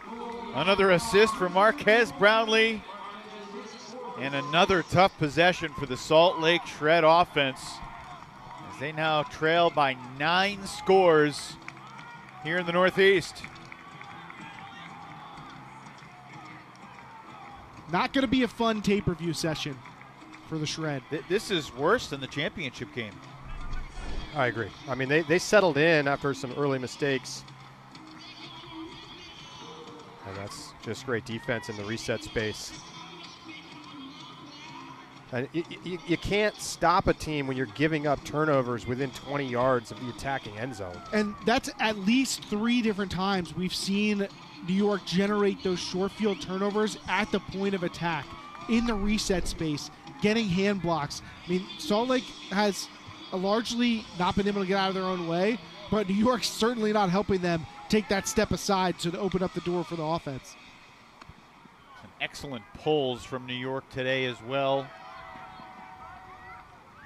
It's an underrated part of the game, having good pulls, forcing the O-line to work out of their own end zone. You cover them well. That pressure builds up over time.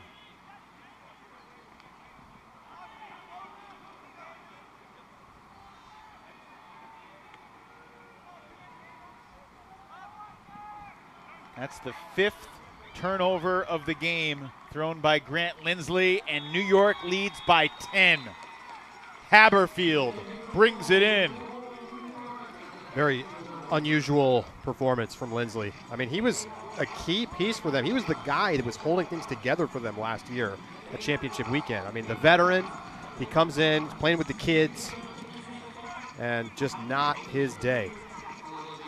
I mean, we talked about those short field errors, and I guess it's an all-you-can-eat buffet right now. The servers it's unlimited breadsticks. They just keep bringing them out, and more short field mistakes turning into easy breaks for the Empire D-line.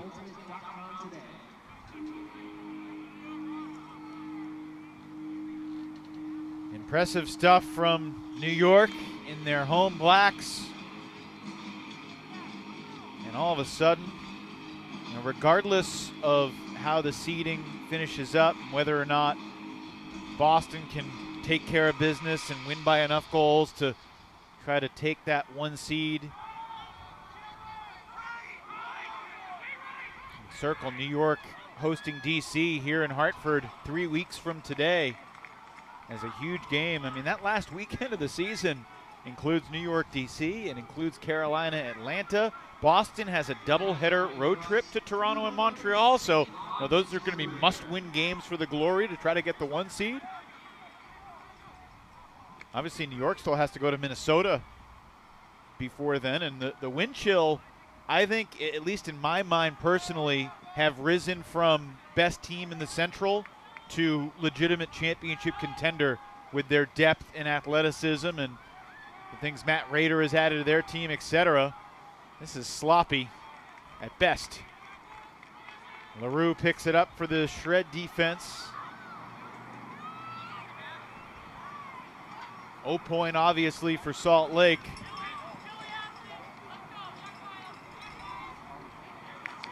And Chad Jorgensen brings it in. Gets the Shred back to within 9 with 3 minutes to play in the third. Keith, if you're coaching the Shred, what's your message for the final 15 minutes here about how to, you're probably not going to come back and win this game, but how to make these reps productive in a championship caliber environment? You got to take your focus off of the scoreboard. I'm a big proponent of breaking the game up into little chunks. Maybe you try games to 3 or you try winning the quarter. Give yourself something a little more achievable than trying to come back from the end of this game, because you do still want to have a focus on delivering a good process, on doing the things that are going to make you successful when the score is a lot tighter. You can't let the score take you away from trying to play a good game. Yeah, you want to see Salt Lake come out and just play some really clean O points the rest of the way. I mean, between Grant Lindsley and Luke Jorgensen, 2 staple O-line players, 9 turnovers between the 2 of them. That's a nightmare game. more than half of the Shred's 17 turnover total. We do continue to see them mix it up on defense, though. Coming out with a junk set, doing some double teaming up front. And I always love seeing star players who are willing to play in a chase position in the zone. Grant Lindsley up front there.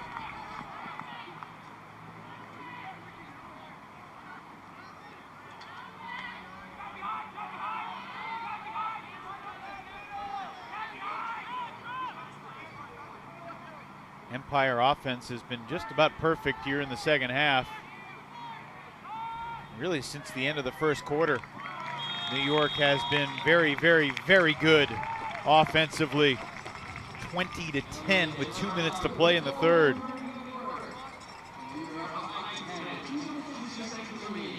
Just looking at the numbers from DC's emphatic win over Carolina yesterday, and remarkable, it's a good sign when you have more blocks than turnovers. Well, New York's putting those same kind of numbers on the board right now. 9 blocks to just 7 turnovers. The offense has, with the pressure released on them, been pretty efficient. And that's missing key components.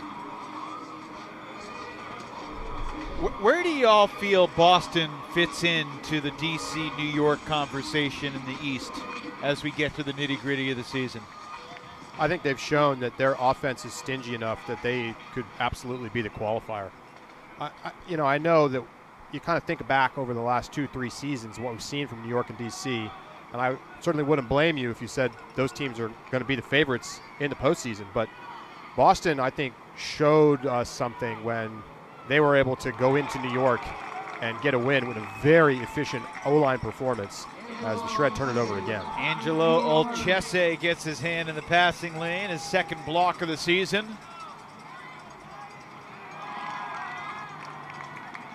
New York gives it back. It's the 17th break chance of the game right there for the New York Empire. They've converted 11 breaks compared to Salt Lake's 3. Sean Cannell airs this one out, and it was deflected. Breton Tan got a hand in there on the deep shot intended for Dastrup. Dastrup, a big body target and someone they're really confident in, being able to use that body to hold position, but the speedy Tan, a little more experienced and able to work his way around Dastrup to interrupt that connection. Believe it or not, that's the first errant huck of the game from the Shred statistically, unless the stats are off. But clearly a huck from Cannell and clearly incomplete. Now a timeout taken by New York with 47 seconds left on the third quarter clock. Could be the first incomplete huck, but I don't think it's the first errant one. They have struggled to really dial up these looks. Nice pressure from Tan, who was fantastic in last year's run to the title. And has quietly had a great game today, just locking up his mark all game long.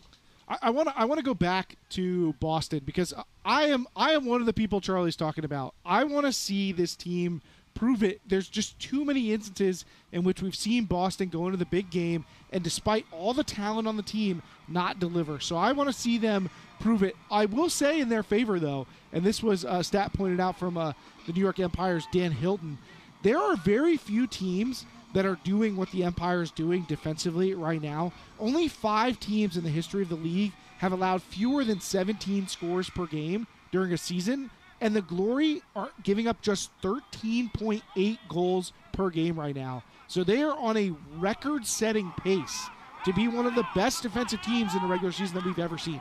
I think it's also a pace thing. They play a slow, methodical pace on offense. And I got to say, I mean, going on the road to New York and D.C.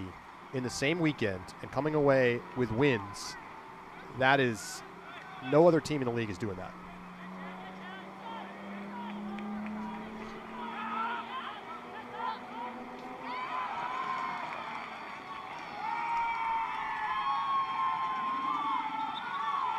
Final seconds of this third quarter. Chad Jorgensen. Is Joe Clutton around? No. And they miss him. And that's the end of the third quarter. Well, what a game we got here. And a quick correction, Boston's win over DC was back in Boston, not at DC. Yeah, but it was the same weekend. They beat the Empire on Friday in New York and then beat DC at home on Sunday. And yeah, those were two great wins. You know, I think DC and New York have both ascended over the course of the season. Clearly, Boston has evolved as well, with Jeff Babbitt's fingerprints becoming more and more evident. Going to be an interesting run down the stretch in the East. This weekend has belonged to the beasts of the East, DC and New York.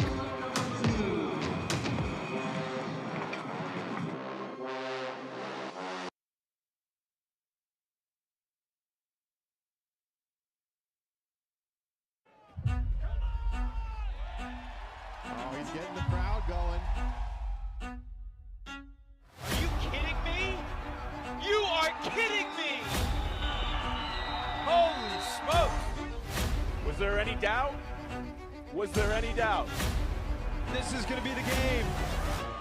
Joel Clutton battling for position. He tips it to the end zone where it's caught by Elijah Jaime at the buzzer to tie the game. Incredible awareness from Clutton, and we've got overtime tonight. Throw like a pro with a new Pro Ultimate Frisbee. Created with input from the sport's premier passers, the Pro Frisbee is specially designed to fly through the wind and maintain its edge. Experience the official Frisbee of the UFA and get yours at shopufa.com today. On the grand stage to keep possession alive. Huge bid, gets the time. Great opportunity for the Germans, and they break with ease. Throw it the full 80 yards to the field. Are you kidding me? And an incredible catch. You are kidding me. Oh my God! One of the plays of the year.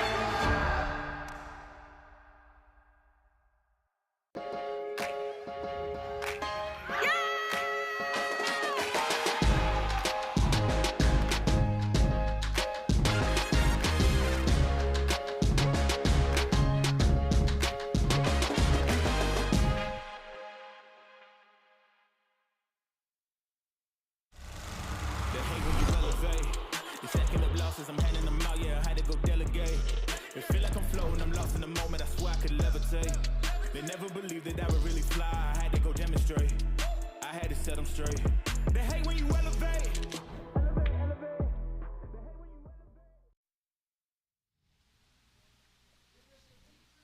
12 minutes still to play here at Trinity Health Stadium in Hartford, and we show you the Central Division standings, not to talk about the Wind Chill, the Radicals, the Union, or the AlleyCats, but we want to give some publicity to the Detroit Mechanix, who last Saturday night earned their first win since April 29, 2017. They snapped their 81-game losing streak as we see a drop, Detroit-esque, I might add, from Dunabile, and the break for the Empire, the 12th break of the game for New York. We got to start asking the questions. Would the Mechanix take down the shred? What was your guys? I mean, I heard Keith's reaction a little bit on the Deep Look Pod. Charlie, you were on vacation this past week, so I've not gotten to hear your reaction to Detroit making history. Look, I mean, hats off to them for finally getting the win. I mean, they've had these situations where a team comes in with a weak roster into Detroit, and you think this is the time, and they've got a lead in the third or fourth quarter, and they blow it every time. This, I mean, they really went out and won that game. But now comes reality. You're 1-7. Minnesota tonight. You got to play Minnesota. Now, if they beat Minnesota tonight, I'm going to change my tune. But this is still the worst franchise in the league. I'm glad they got a win.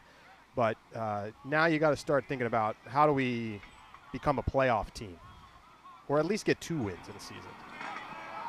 My goodness. What's Dallas' streak at right now? I would like to see that. I would like to see Dallas and Detroit on the schedule together. We've got to get the Dallas-Detroit game next on. year. It must happen. I'm not as enthused about that one as y'all are.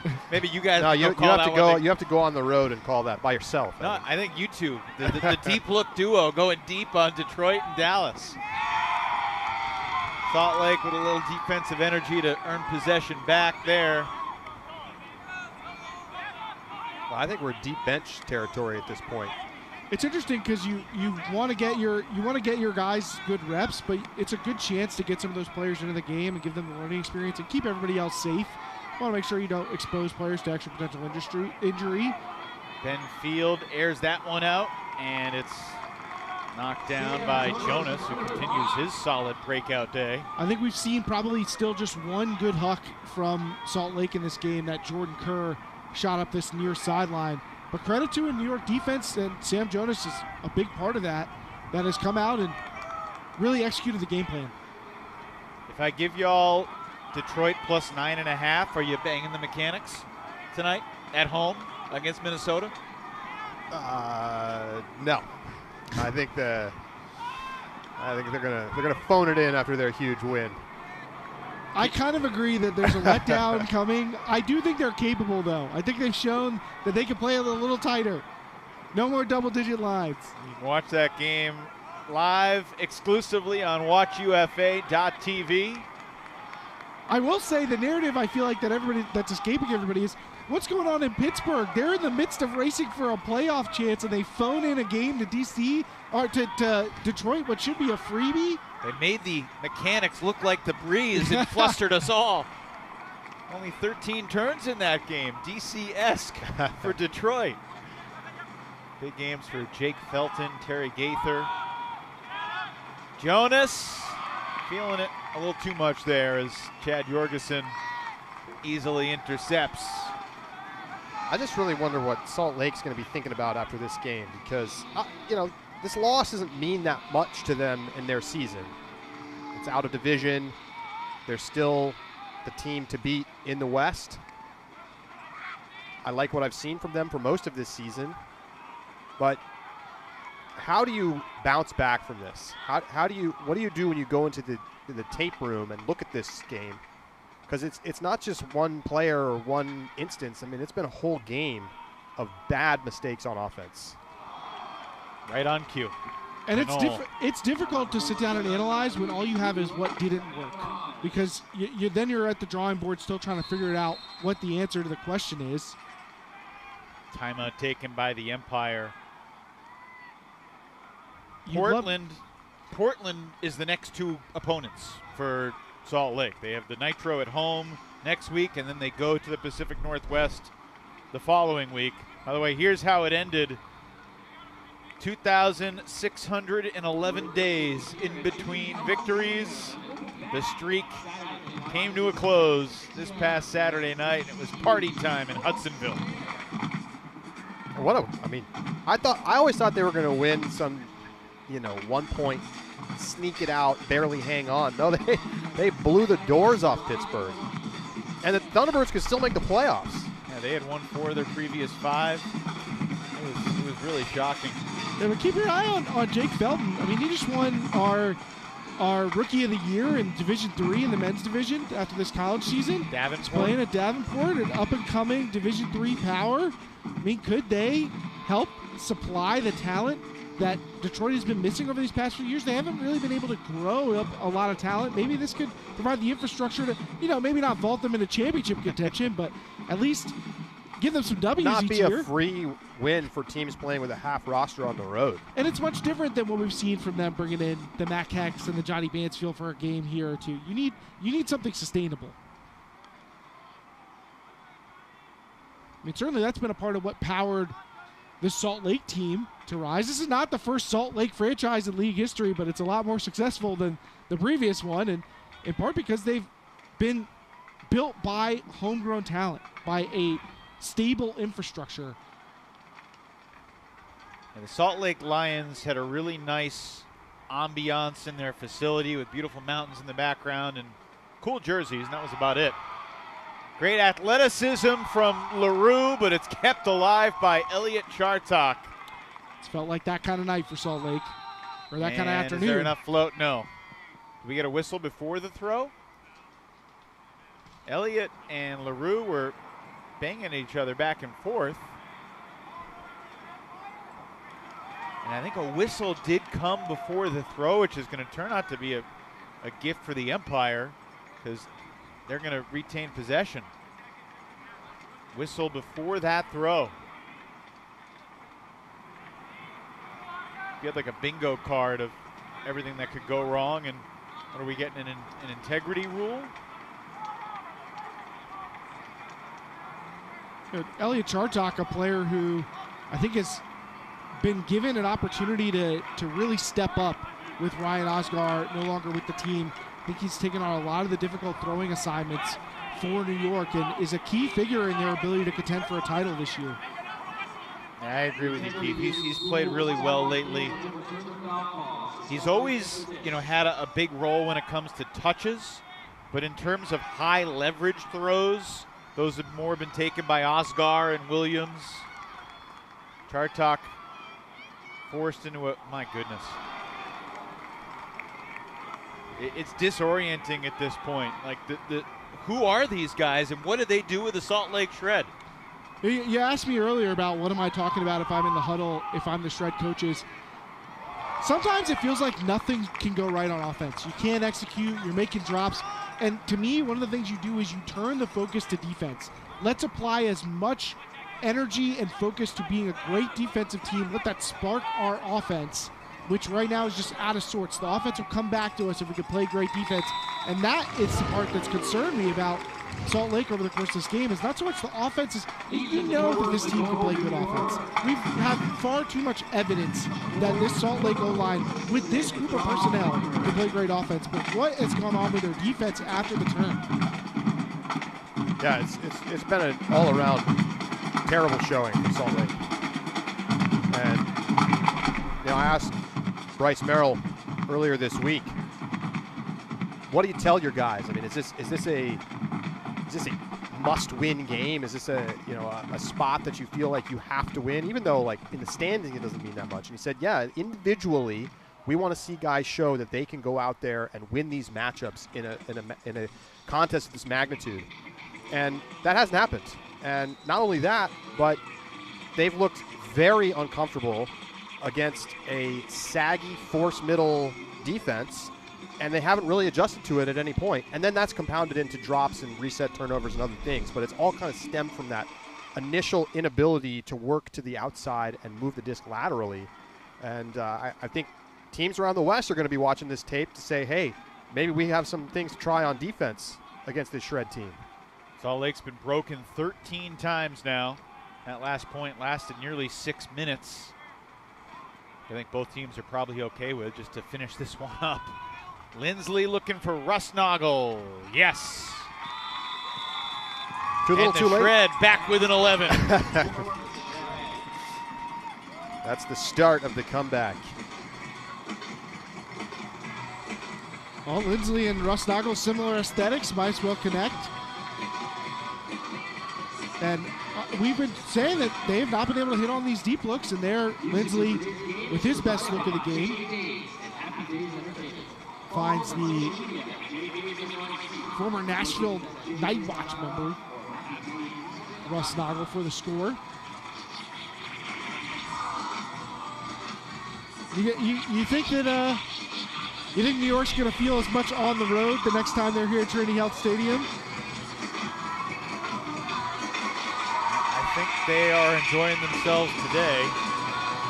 It'll be interesting to see what the Empire do in the future in regards to their home venue. They played at Facina Field, New Rochelle, for a long time. Well, they've had a lot of success there, too. They sure have.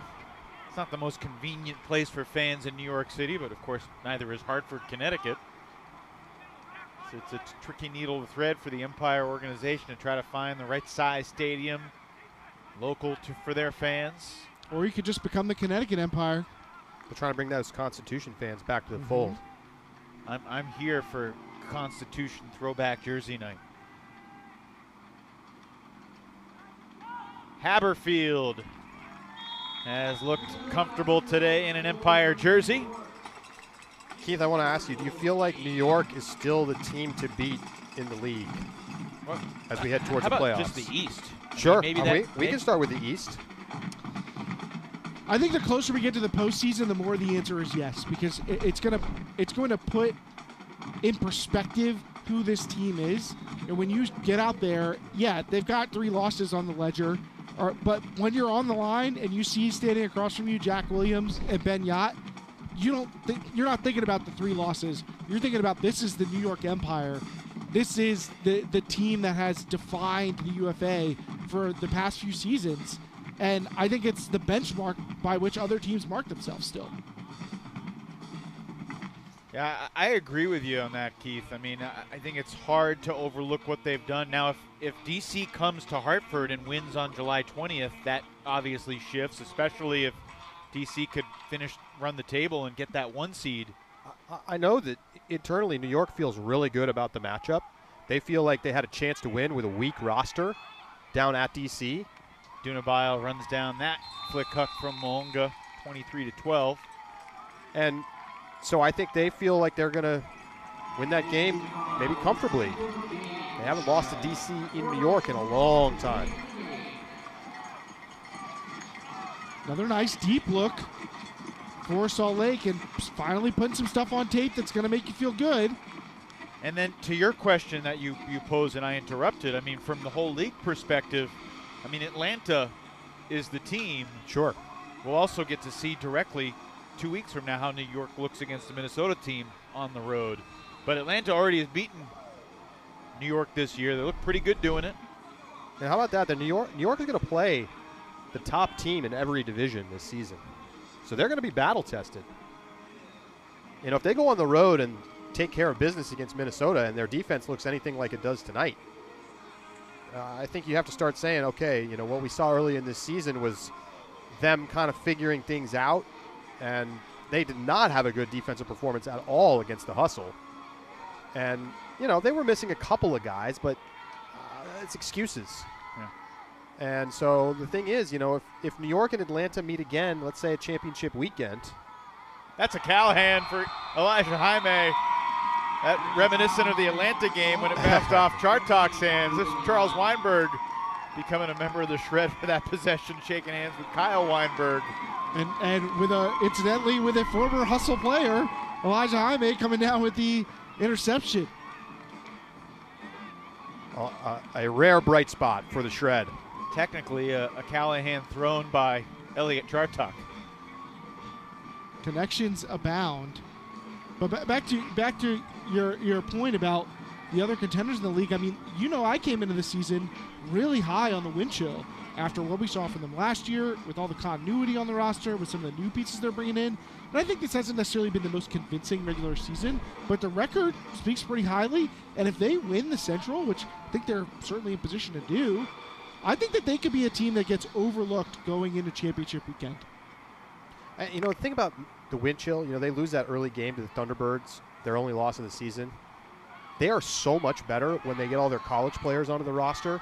So it's almost like you should throw out the first 6 weeks of the season for them and pay attention to what they do once those guys join the team. I mean, Will Brandt might be their best player. Paul Krennic. Yes. Gordon Larson has been very effective for them. So I'm really excited for that Minnesota-New York game in 2 weeks. Back at TCO Stadium, site of last year's championship weekend. Does put into perspective how this New York team, it's just tests every couple of weeks. There's a big game for them. Man, you see that there, 89% completion percentage for Salt Lake. That is just it's unbelievable to see this Shred team put that number on the board. Chartock looking for his brother, Elliot, to Oliver.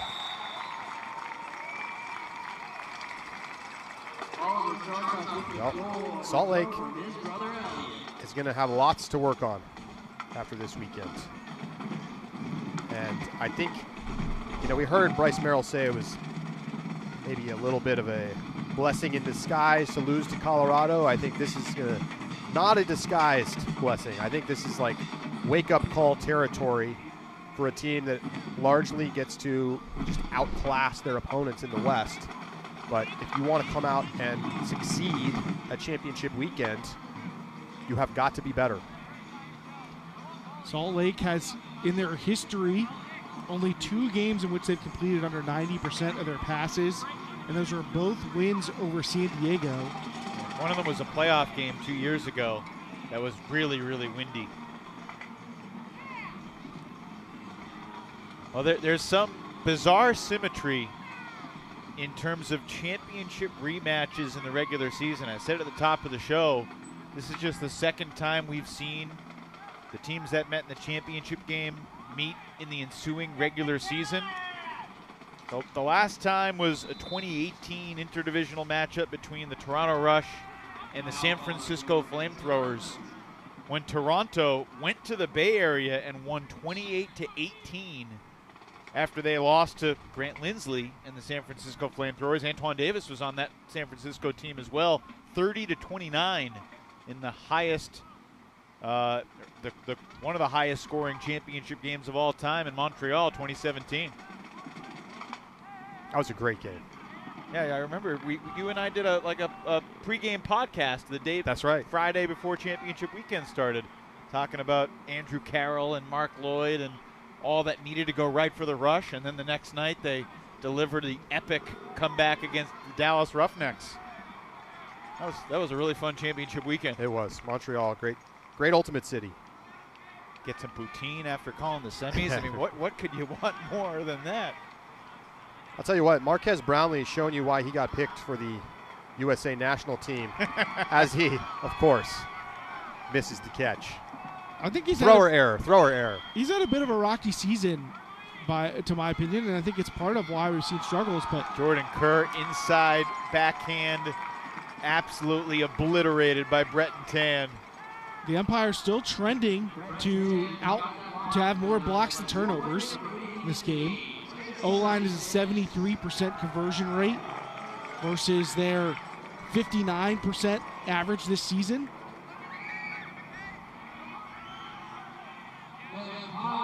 Marquez Brownlee hammer connects with Axel Agami Contreras to make it 25-13 in favor of the champs. Brownlee with his 5th assist. He's got 3 blocks to go with that. Strong game for Marquez. Despite the drop, he might earn a spot on the UFA honor roll on Monday. If I tasked you with picking your player of the game for New York, is it Marquez or do you pick someone else? I think I take Marquez. I think he's come up with the big plays. I mean, remember, he opened this game with a poach block that set up the first break.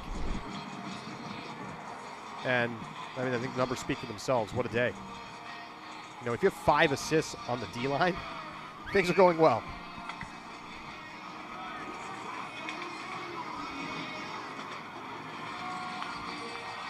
Do either of you give Austin a chance against Atlanta tonight in Texas with a hustle on the second day of a back-to-back in the Texas heat? Yes, always. Yeah, that Texas heat can be a real equalizer, but also we've seen enough from those two franchises that Austin's can be a scary team when you are in a lull, and Atlanta hasn't always been the best road team either. Austin has not beaten a team other than Houston or Dallas yet this year. They'll try to change that this evening on WatchUFA.tv. One more goal for Matt Rusnagel and the Salt Lake Shred, but a disappointing trip to the East Coast for this Utah group. And a litmus test for the West Division. And I think no one forms narratives in Ultimate more than you two do. And for the East Division to do what they've done this weekend, DC over Carolina by 10, New York over Salt Lake by 11, it's staggering to see the gap between these two divisions, or the 3 divisions right now. I think last year the 2 best teams in the league were New York and DC. And New York obliterated DC in the East Championship game in one of the best offensive performances you'll ever see in the league. Without John Lithio and Jeff Babbitt, That's who right. were declared inactive right before the game. Jack Williams sends a souvenir into the crowd, and to honor the Salt Lake Shred, the fan drops a clap catch. And the final score of this Super Series game, not real super competitive. New York 25, Salt Lake 14. We were super excited for these 2 interdivisional battles, and Both were kind of duds, with the East Division team dominating. Well, it's a season high 27 turnovers for the Shred, and in some ways it doesn't even feel like that tells the story of how bad they played. It was just a terrible game for the Shred from start to finish. A stunning display. I mean, when you look at the quadrant of potential outcomes, when you talk about a close win for New York, close win for Salt Lake, big blowout win for Salt Lake, a blowout win for New York, this felt like the least likely thing to happen. New York made it happen. 11 goals separates the champs and the best from the West. Empire 25, Shred 14. We will be right back.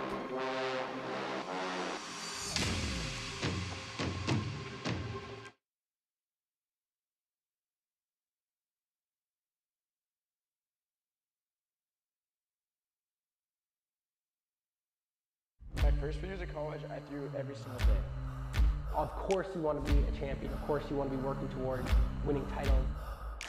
Be happy, but never satisfied.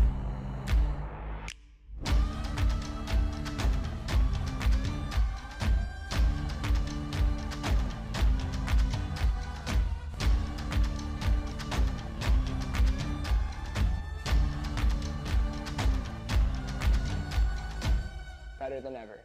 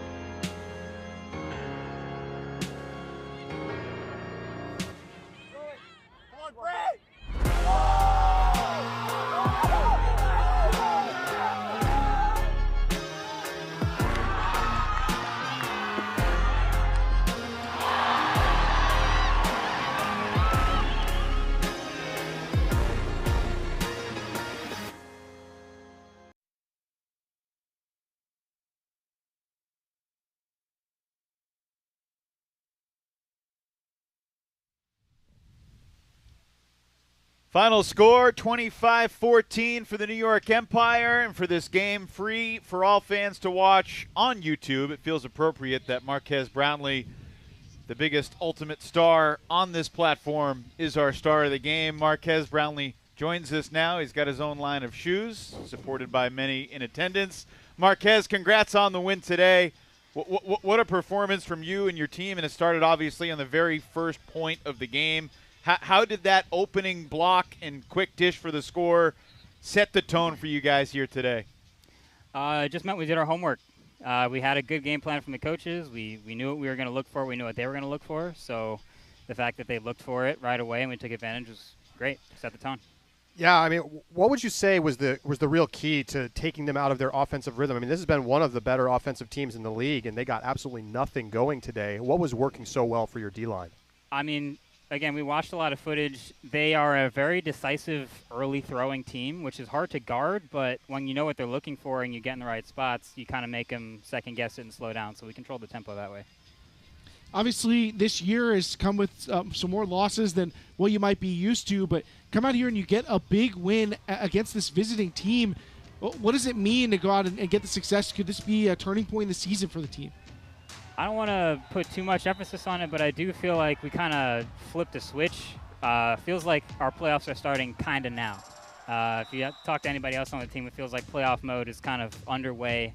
So a little bit of a new focus, and this is a good tone to set it off with. Marquez, is that because something happened earlier this year or at practice, or is it simply because of the schedule that you've got the rest of the way with the Shred and then the Minnesota Wind Chill and then the DC Breeze back to back to back? It's a great schedule. It prepares us. It prepares, obviously, other teams against our best, but we're going to see our best work in the next couple games, and that sets the tone for the playoffs, so it's a great schedule for us. How do you go into Minnesota in 2 weeks and take them down at home? Same thing. We're going to do our homework. We're going to see what they like. We're going to do a lot of what they don't like and make our adjustments when we need to. The other thing we want to ask you, Marquez, before you go, the coaches have talked about the depth of this team for a long time. Today we saw guys like Sam Jonas and Bobby Elston and Sam Alston and Matt Labar, not the household names, make big plays and play with confidence. What was your impression of these young guys stepping into bigger roles here today? I mean, we've seen it all year at practice. There are dogs out there. They give our O-line the hardest time, and we're all doing the same homework. So we're going in with the same game plan and executing on the same stuff we want to do well. So these guys are just getting in there and getting it done. It's great. All right, Marquez, thanks so much for joining us. We'll say peace and let you go on your way. Enjoy the rest of your Saturday, and we'll see you in Minnesota in a couple weeks. Thanks, guys.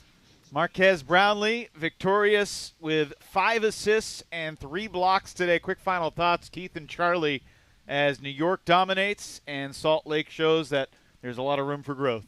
Well, both of these teams, I feel like, have potentially changed the trajectory of their season in some ways. For Salt Lake, it's back to the drawing board. It's back to the West, where you have to go out there and try and win your division. But it's going to be tough to erase the memories of this one. And for New York, suddenly you got to feel like this team is turning it around. Like Marquez said, the playoffs are coming, and this is a team that knows how to be successful in the postseason. It's easy to focus on the losses that New York had in the offseason and some of the early struggles, but it's a long season. You don't have to win every game. They are getting prepared for the postseason, and no team is better built than this New York team to win the playoffs. And they certainly don't lack confidence. Even with some of the stumbles, they enter every game expecting to win. I don't know if they expected to dominate the way they did today, but the game plan was very astute, and they executed it just about to perfection. 25-14 is our final score. The Empire crush the Shred. UFA Super Series continues next weekend in Colorado. The Summit and the AlleyCats, both teams battling for their postseason lives. Charlie Eisenhood and Keith Rayner, it has been a pleasure working with you, the dynamic Deep Look duo. On behalf of our Keith and of our entire crew and Charlie and Keith, Evan Lepler saying so long from Hartford. Empire roll over the Shred.